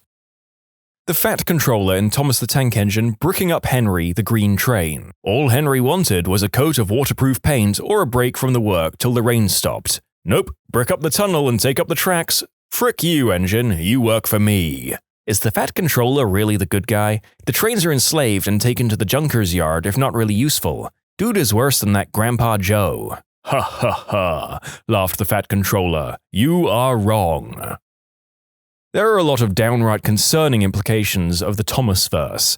These talking, thinking, feeling creatures are often subjected to downright dangerous work conditions and punished terribly if they voice dissent. That show haunted the young narrator once upon a time. Agent Black from Johnny Test casually and nonchalantly says, "I blew up Malaysia." Also, what I find funny, blowing up Malaysia only gets them down to the level of police officer.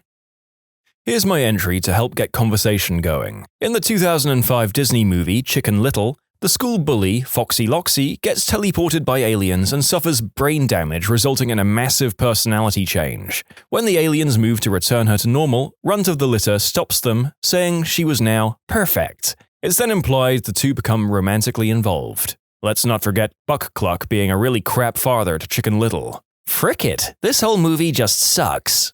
I don't think it would be remiss to say, frick Buck Cluck.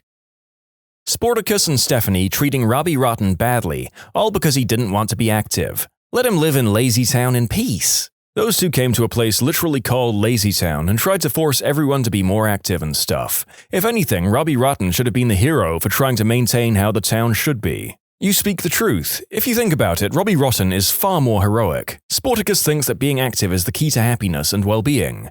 As such, he tries to convince the kids to be more active, which in turn requires him to be active. Okay, sure. Now, Robbie Rotten thinks that the key to happiness and well-being is to be inactive.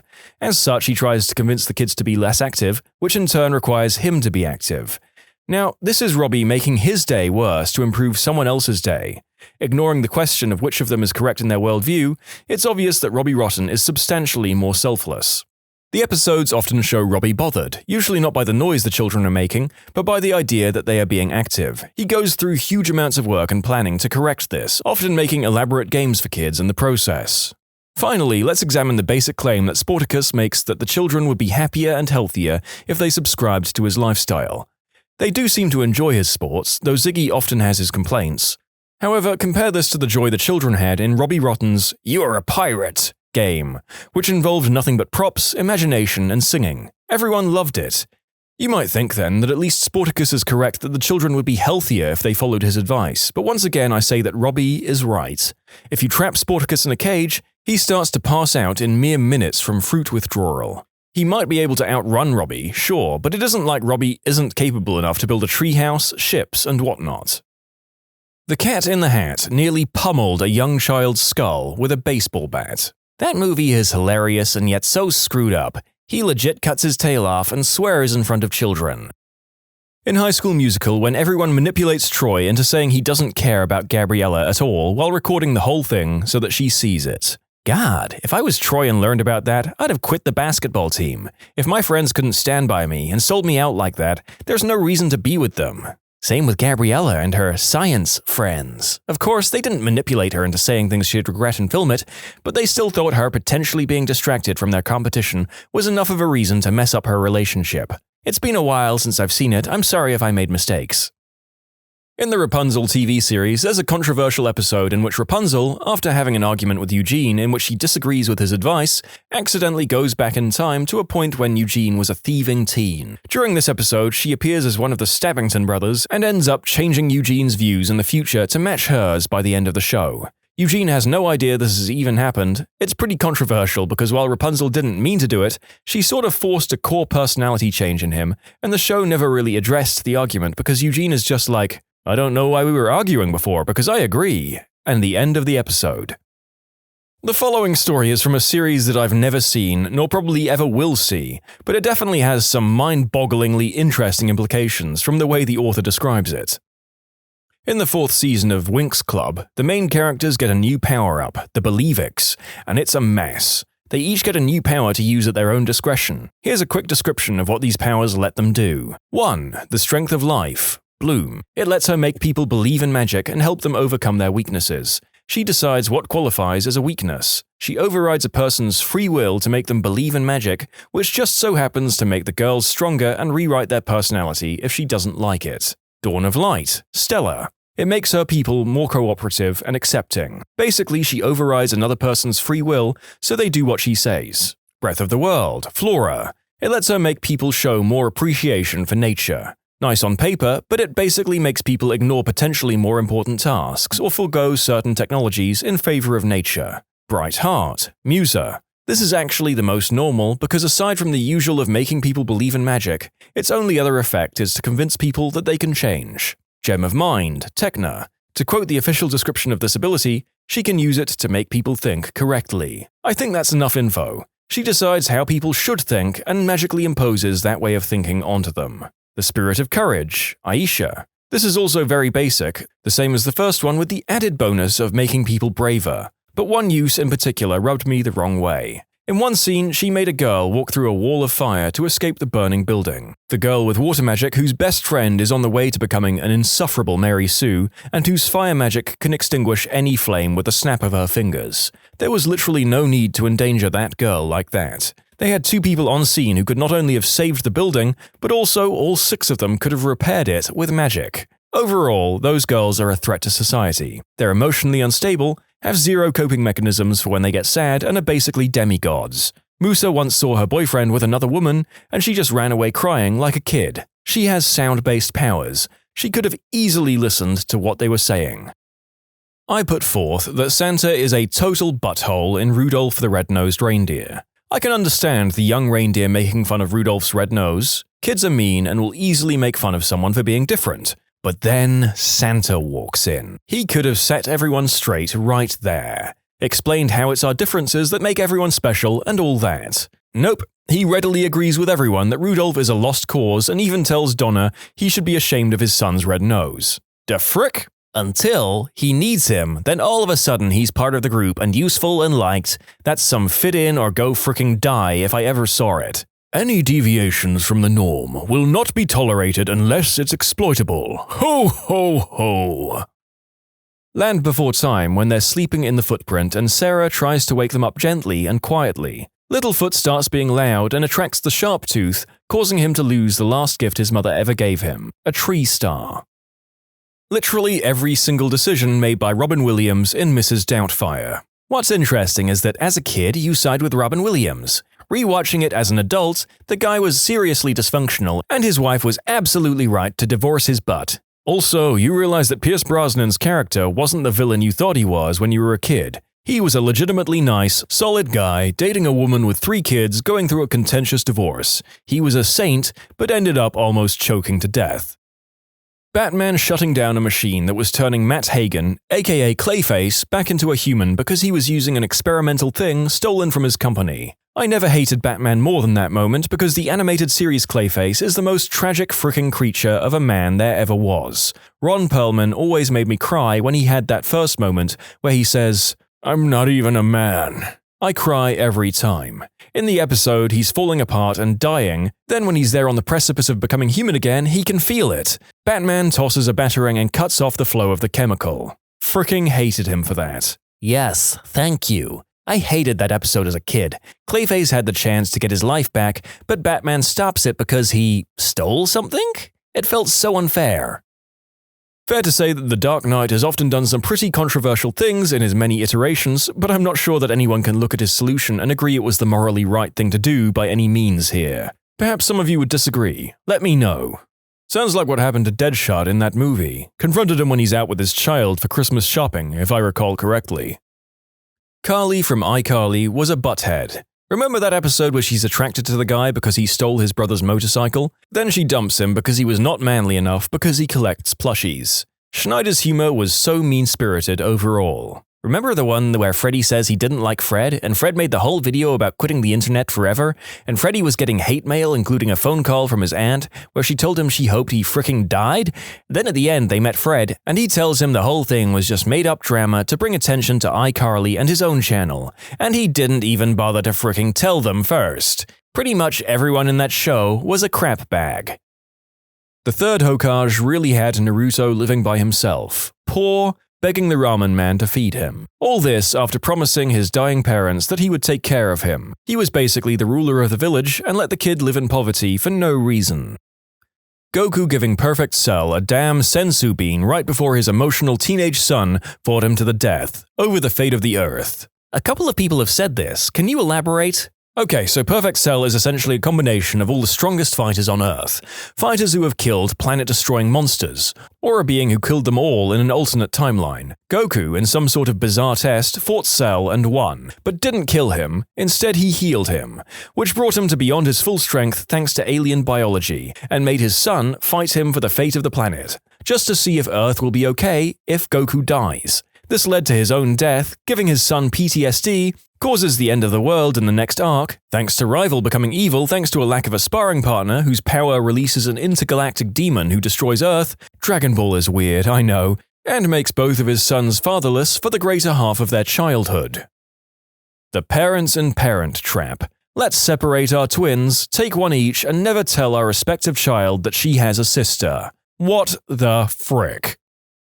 Mr. Krabs drove his rival Plankton to take his own life by stalking and harassing him in a Pearl costume in the one-course meal episode of SpongeBob SquarePants. What about when SpongeBob and Mr. Krabs actively attempted to cover up what they thought was a murder? Also, didn't Bubble Buddy basically just watch a guy drown? There was some dark crap in SpongeBob. Fun fact, one of the recent SpongeBob episodes legitimately referenced Squidward trying to take his own life. Basically, Squidward and SpongeBob had to deliver a Krabby Patty to a bizarre mind-frickery land. Squidward tried to escape from the place by opening a series of doors until a jump scare of Squidward's face showed up. The UK version removed that part for some reason. Just saw an episode of Teen Titans the other day, and they spent nearly a whole episode trying to escape this witch that had mind-controlled them and was trying to eat them. When they finally trap her back in the cursed pie, it's a weird episode, they leave it outside the door of the teenage supervillain group so that they will get eaten. I can't frame this in any other way than attempted murder. Teen Titans, don't go. Not sure if it counts as a children's movie, but in Man of Steel, Superman grabs one of the Kryptonians and flies him straight into a gas station, causing a huge explosion. The gas station had multiple cars parked at the pumps. In other words, Superman, who later on cries over having to kill the villain intent on destroying his planet, straight up killed at least half a dozen people out of pure negligence and didn't bat an eye. There's a bunch of great videos on YouTube about this, but Superman is portrayed so badly in the DC movies. In the comics, he's such a nice guy. In the movies, he's an emotional robot. He sees an entire building blow up in front of him and just fricks right off. He doesn't even try to help. What the frick? I'm sure The Man of Steel doesn't count as a kids movie as well. I was just desperate to be able to comment on one of the few things that I've actually seen in this collection of stories. Yes, Clark kills a whole bunch of people, and yes, he gives about 1,000th of a frick about it as he does for killing one genocidal Kryptonian general. Hey, remember when in Spider-Man Far From Home, Tony Stark left a high schooler an advanced military drone system with no instructions on how to use it?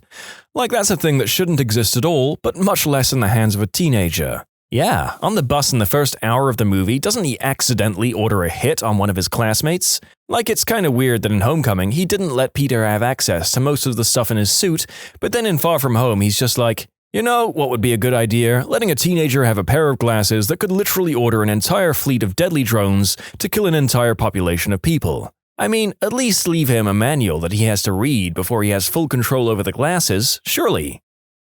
As told by Ginger. Fricking Dodie. Rather be popular and wanted than be a good friend to Ginger. I loved As Told by Ginger growing up, and Dodie was the biggest irritant on the show by far. Any little sliver of a chance that she could become popular, she'd drop Ginger and Macy in a heartbeat, only to come crawling back when it blew up in her face.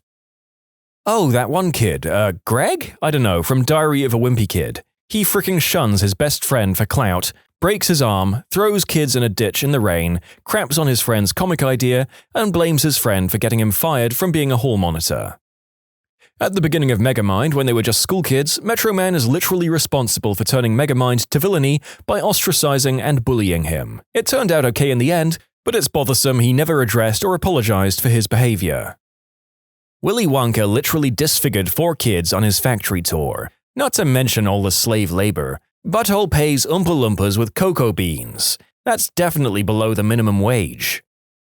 In the first Harry Potter, Dumbledore gets to the end of the year when they count up all the points to see who was the best house. Gryffindor are dead last and Slytherin in first place, like literally 150 points ahead.